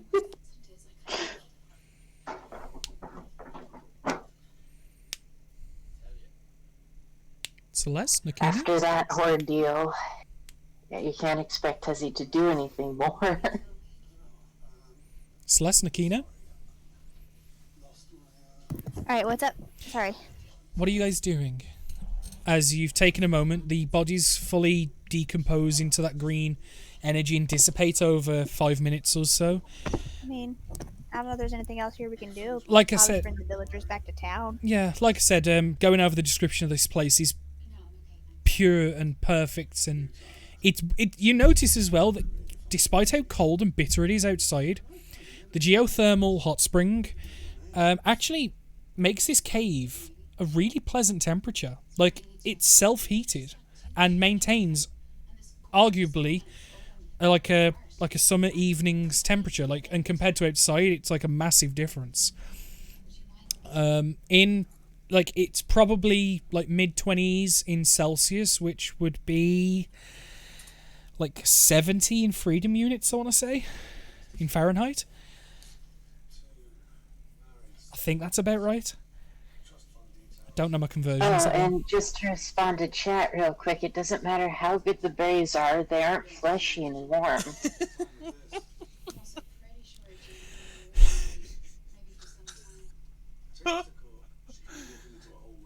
not what she meant, but that's okay.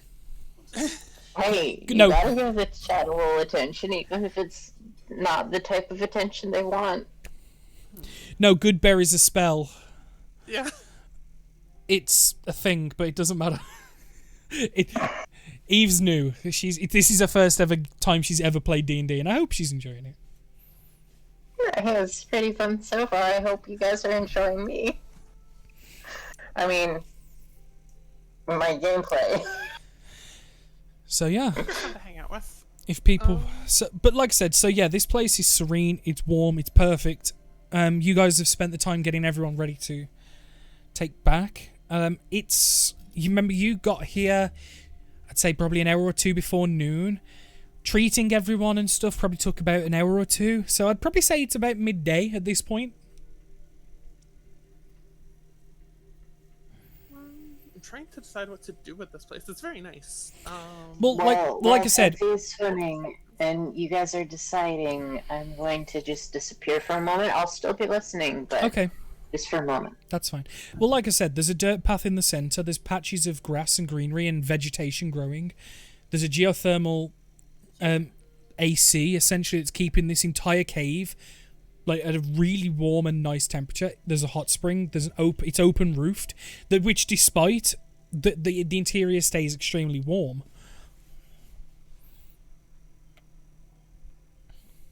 I mean, it's a nice cave. It could probably be used for something. Just don't know if more of those nymph things might show up. You could always claim it as a home base. Well, that was actually part of what I was thinking, because if I cast Private Sanctum for a full year on the same location, I could actually turn this place into a proper safe place. Permanently. But, yeah. But obviously that would be staying in one location for a full year, and it's like, I think we should probably at least, like, tell people we found the villagers. We could send them home on their own, but... Yeah, but the thing is, you're within a day's travel from here. Yeah. You're 13 hours from town. You're the son of the respondent. You can't be here. Please go. So in theory, if you wanted to do something like that, you could cast it, go, and come back with an hour and that'd be 26 hours for a round trip, which gives you plenty of time to recast it again. Oh, absolutely. Yeah. And that was more depending on, obviously, because, like, 3-ish shot, depending on where we wanted to leave our characters and stuff. Mm-hmm. But I do like the idea of making this a safe place. I mean, it seems pretty dang nice. Got a hot spring, got a village right there to get stuff from. Fertile Yeah, ground. For Tessie, that it's not right with the people. I'll earmark that as, like, plans for, like, post-game or whatever. Oh yeah, no, I would like an idea of what you guys do post-game, because like I said, this is set 60 years before the current campaign. So in theory, if you did do something like that, Alagan, it would still be there for the players to find in the main campaign. Yeah, like, use magical tinkering to put up, like, safe place hot springs as a sign on, like, the outside. Private Basically, Sanctum, the inside. we've just made the anime hot spring episode. You guys are going to run the hot springs. We're going to have the old cranky Tessie. We're going to have the immortal Nakina. I don't know how long Loxodons live for. I think long. I think it's like a couple hundred years. About 450 years. Oh yeah, so you'll still be spry. They're young until the age of 60. Yeah. And Dragonborn do live roughly 100 years, so... You'd just be old and cranky. Which, I mean... I wouldn't be that old, depending on when we're talking about. 60 years.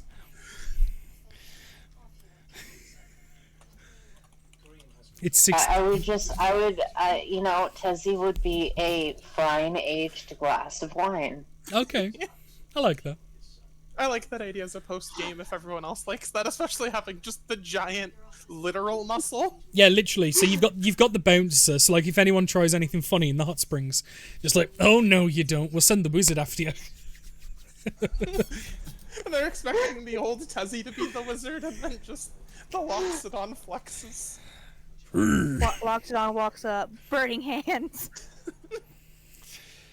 Well, and this is if at this point Tessie hasn't achieved her ultimate goal, and if that's the case, this might just turn into a horde spot. Tezzy has her hoard set up in the back room. She found it's easier to hoard treasure if she just takes it from paying consumers. Oh my She's like, god. wait. She's like, why did no dragons ever think of this before? I just Oh wanted to- my god. That is brilliant. So this dragon makes a hoard by just Well, and keep in excessively mind- charging people. And like she's Keep that in mind, if Tessie does achieve her ultimate goal of becoming like a true full-on dragon, not just a dragon, but like one of the dragons, she basically will stay pretty young and strive forever because they have an extremely long lifespan. I can imagine Tessie being the type of dragon that if someone if they come to the springs and it's like, okay, 2 silver, they hand her a gold and she'll just go, thanks for the 8 silver tip. Doesn't offer change, just goes thanks for the tip and just takes the entire gold piece. Hey, I'll make sure they're at least taken care of, or they don't die. Wow. So, you gather up all of the people and you start the project of taking all these people back to town. Passing through the... And again, if anyone wants to do anything on the way, please let me know. Passing through the... Well, somebody should heal Tessie. Tessie can't walk all that fast. Dice outside of combat. You can. You'll be okay. Though I can also, little Drake homunculus on your head, I can just do this and, give you 2 of these. But I mean, it's not going to be much because I'm low on spells for the day. It's better than nothing. There, I have 22 hit points. Oh, 22 back. Thank I you. mean, I have 3 spells left for the day. That's all I got. No, that's more than enough. But yeah, you go through the area that you set up the privacy sanctum, the campsite you stayed at the night before. You carry on through, out of the dense forest, past through the meadow, and through the localized forest, which Tessie knows to be the hunter's little territory. And eventually, after 13 hours, which would take you all the way to 3 a.m. Do we ever, like, catch the chick who was walking back, or, like... Nope. You don't see her. Okay. Survival to at least find, like, signs that she passed this way, maybe? Okay, so make a survival check, as you would have been checking on the way. Now, this is where I've got to roll a survival with disadvantage for the poor girl. Let's see how she gets on. I will set the DC at 17 to get back safely. With a 9. Oh. Yeah, you... Well, they should at least get back before she dies. I would say you notice signs of movement up until the meadow, but into the localized forest, you notice there's... The signs of movement like fade a little bit, and to a point where you see blood. A little bit of blood. And scraps and shreds of the nightdress she was wearing, and that's it. Do I find the rock? There's just little rocks stitching on. She got eaten by wolves. Let me just double check something.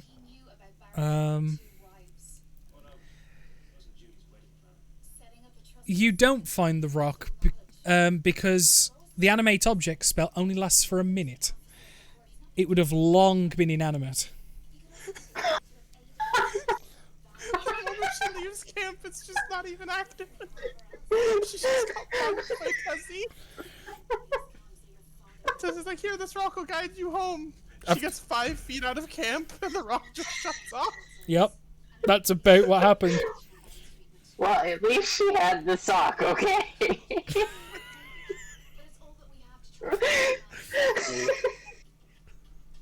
She got the absolute bare minimum. That's what we're going with. It's okay. Effectively, we did save more villagers than we caused the death of, so... We did not directly cause the death of any. Well, she was gonna die either way. From the town's perspective, she went missing and was never found. Are we good? Yep. Are you saying that in front of the 20 townsfolk that you got with you? Oh god! No, Kina just kind of had her head on a swivel, saw what happened, and was like, okay, that's mental note. Don't go looking for her. Got it. You eventually make your way into town, and you eventually cut off, and now you go up the main central road at the bottom middle here, with the 20 people, and the guards kind of curiously stop you and go, "Halt! What is your business?" Found your people. We thought you might want these back. We weren't sure. Found them wandering in the woods, trapped in a cave. Oh, you as the people. Oh, great. Please come with me. Any of you are injured, please make your way to the guard barracks in the fort up the top. We'll get you seen to and taken home. The three of you, please come with us. Let's go speak to the Frial now.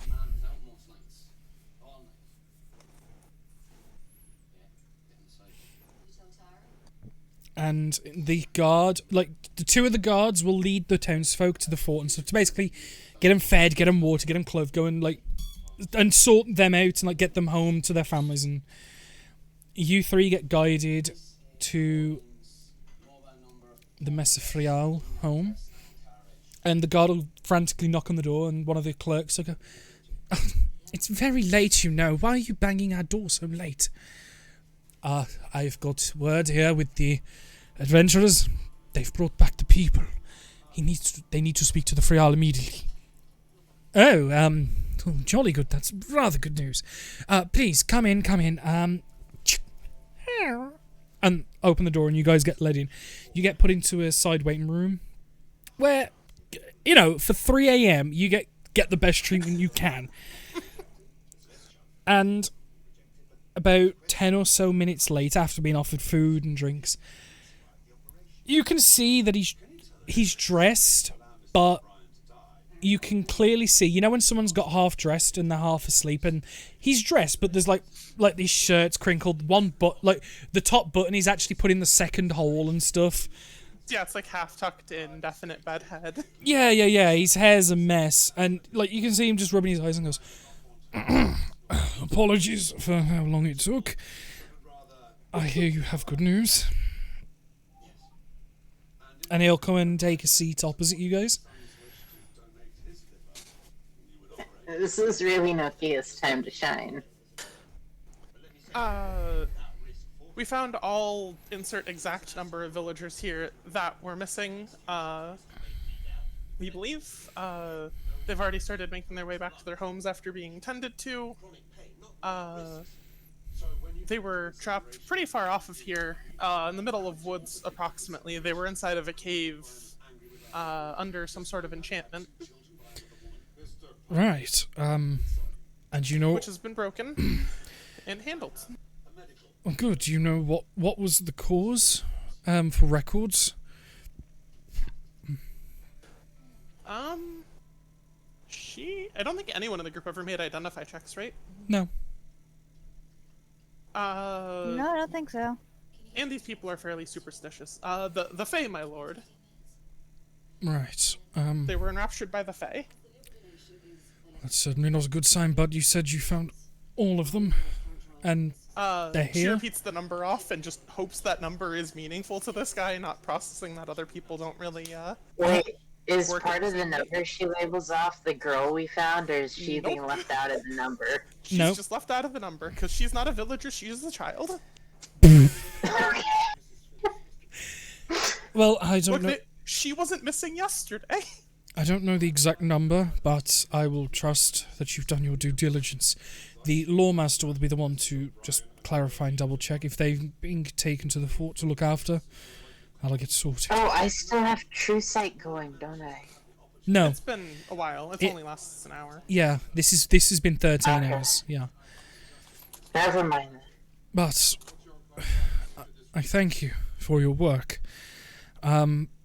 you're more than welcome to stay as honoured guests here in the manor here, in the Mesafrial manor.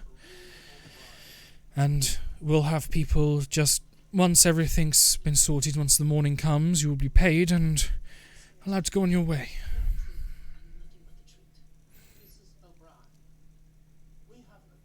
Can Tizzy kind of break off and go look for the one room that has the bookshelf that's really not a bookshelf?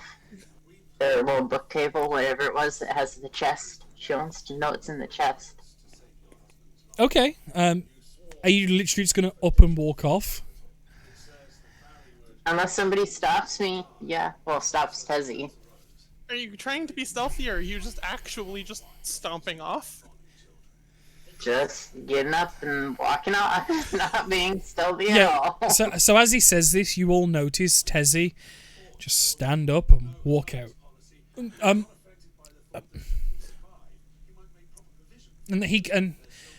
She's injured from the prior battles, my lord. Please forgive her. She's probably off to rest. Right. No, that's fine. But no, as clan leader Yolric, you're welcome to stay here as honoured guests. Again, thank you for... It's been a major headache of ours trying to figure out what happened to them. It's good to see that they all come back and are safe. To make sure the town remains safe, we might set up our own small outpost nearby if you ever have need of us, or, you know, just this town is very scenic and we might choose to just stay in the vicinity, of course assuming my compatriots want to as well. Kind of winks at the hot spring plains again. Well, you're more than welcome to do so. I will see to it that you are given permission to take up residence within the control and dominion of Arbanum, and that you are to be allowed to do as you see fit within the law. Legal hard time.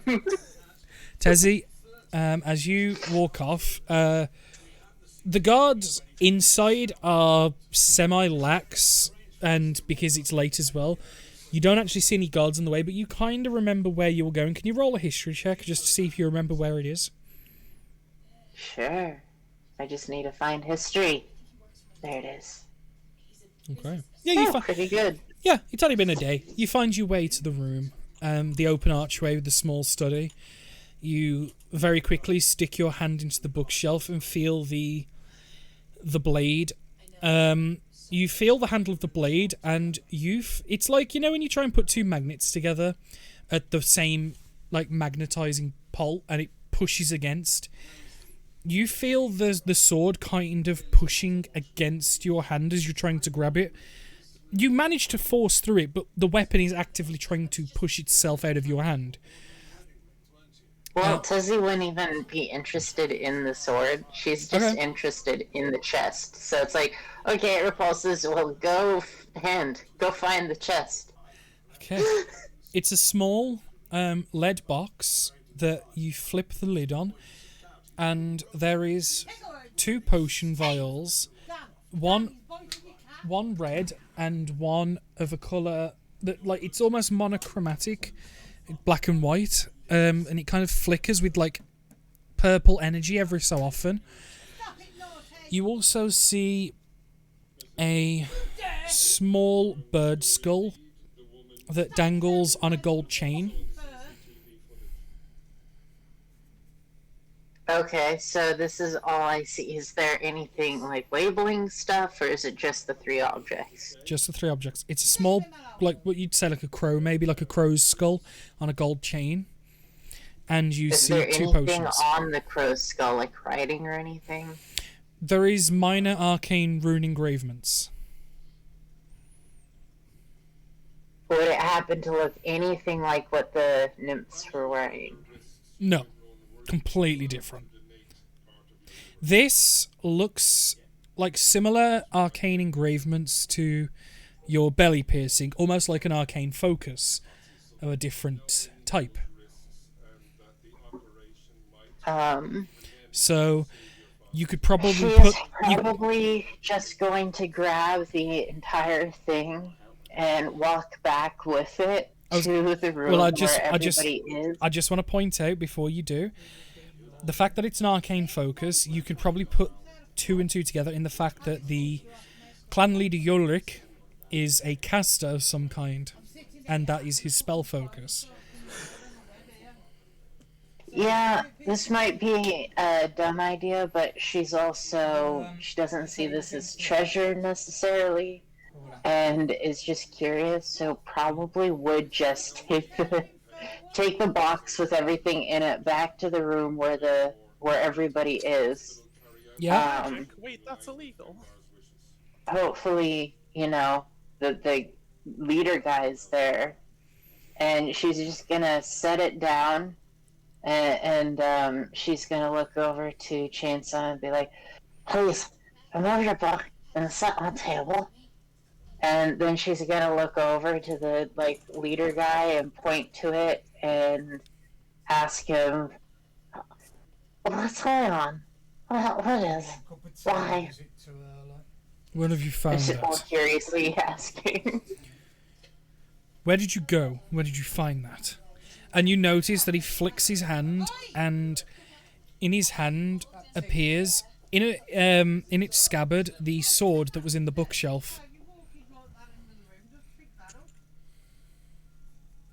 Well, I guess she's still alone Why? enough. Why have you been going through my things? As Give me a second. So yeah, What are you gonna because he flicks his wrist and summons the sword that was in the bookshelf to his hand directly. And he's asking you, where did you get this and why have you done this? Okay, give me 1 second. So, but at this point, as he's talking, has Chainsaw decided to actually go along with what Tezzy said and set the book down, Yeah. or is she totally ignoring Tezzy? So Nicola. Nakina, Celeste, what are you two doing as this happens?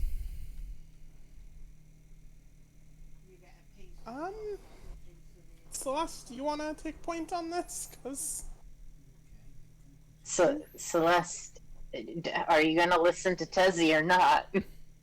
I'm honestly really not sure what's going on. Tezzy has gone and taken. Tezzy walks back into the room with the chest full of stuff.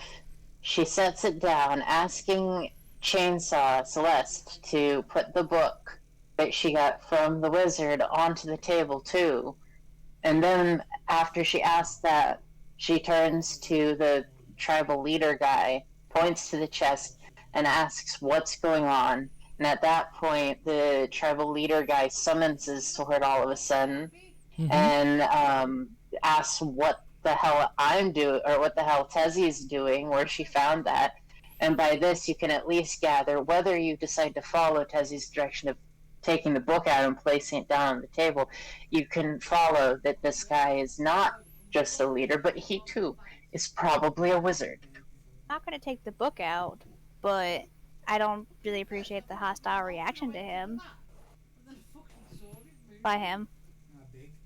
So, He's not got his weapon unsheathed. It's in a scabbard, but he's holding the scabbard.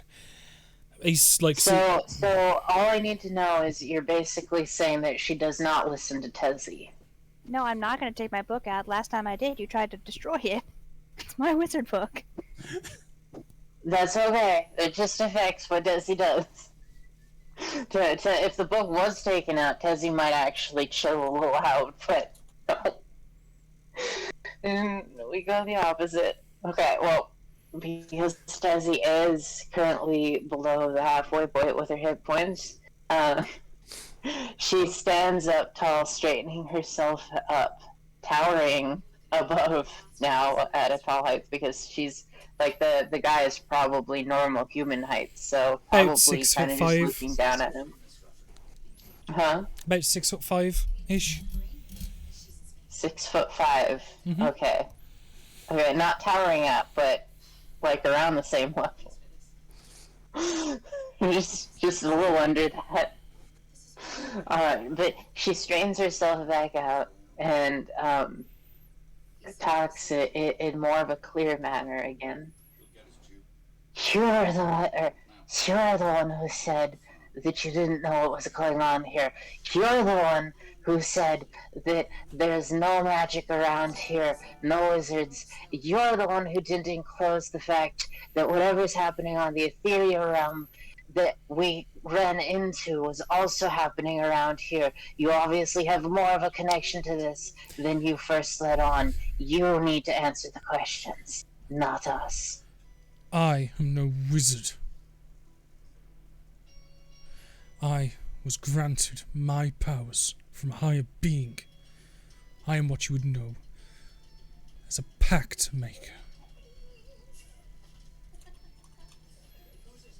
And I said, I have no understanding of what was going on because I didn't.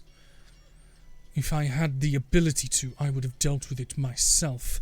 But running a town here requires a lot more than mere presence.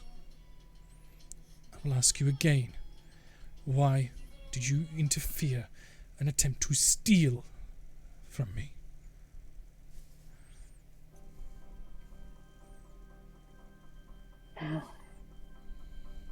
Well, okay.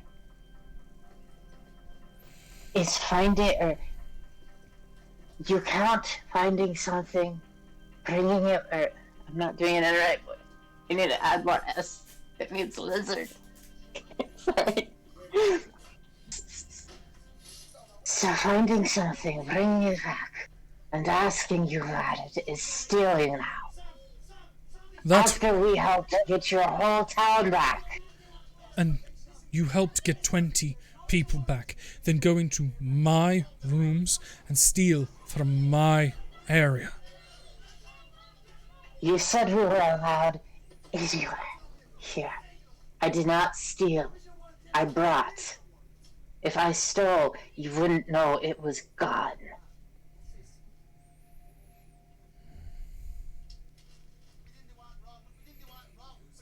I think you people need to leave. Now.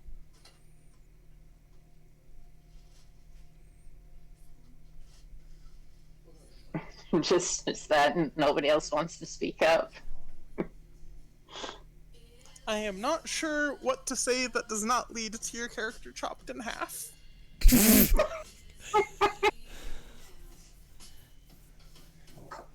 I'm going to say I apologize for the dragon creature.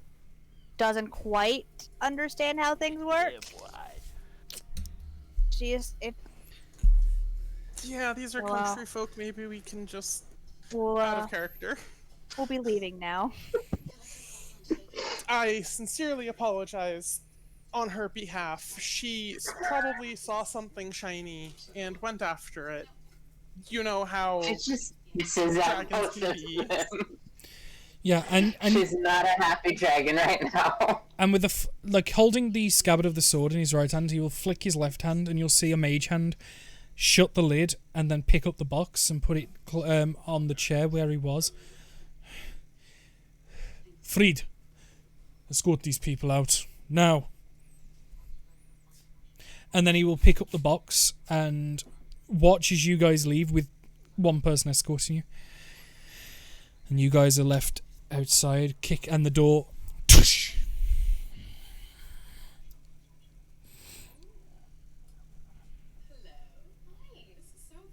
Well, now Tezzy has more of a reason to cause havoc around here.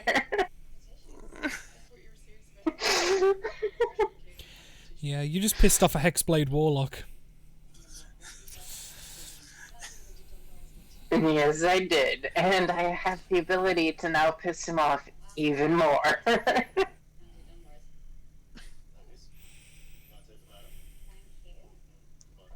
The only question is, how?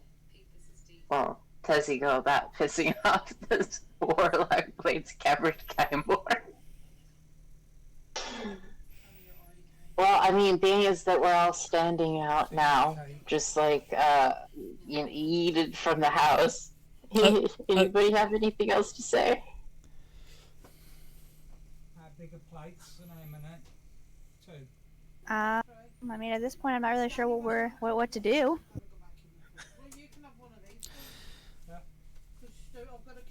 Well, I'm not sure we're getting paid for what we just did for the characters' actions. in a broad sense, the mission is complete. You successfully did what you came here and set out to do, but as Tezzy has just pointed out, relations with the Lord was extremely high. It was, in fact, stonks. Many stonks. But now there's been a mark. I crashed it in a moment. Yeah. Just went from, oh, I really like and owe these people a lot, to, oh, get the fuck out. Do you want spoons? It wasn't only the fact that you stole, but then you directly accused him of being the causation of everything. I'll have a little spoon. You literally went, no, you did all this. Tezzy did accuse, more or less, just draw a Implied connection that he knew between. about. And it wasn't technically stealing because Tezzy just moved the box from one room to You another room in the same trespassed. house. And rummaged. Yeah, just so I'll and accept the trespassing and rummaging. I was gonna say, because I know what Tezzy said, but you were never given permission to go anywhere you pleased, especially in the Lord's house. Because he walks in on him in the bathroom and is like, you said I could go where I pleased. She would do that if she had a reason to, too. But yeah, Like if the chest was somewhere under the bathtub and he's just in there scrubbing, and she's like, I thought I'd come back for the box. but I'm gonna call the end there as you would be paid for the work you did, but you would not be allowed in the manor. You would be met by a clerk at the door and paid there through guards. You would be told that you are to essentially not return to the town. You are not like directly threatened with don't come back there or goes else. our nicely located town to our base. No, it's okay. You and I will outlive him. Well, we'll all outlive him.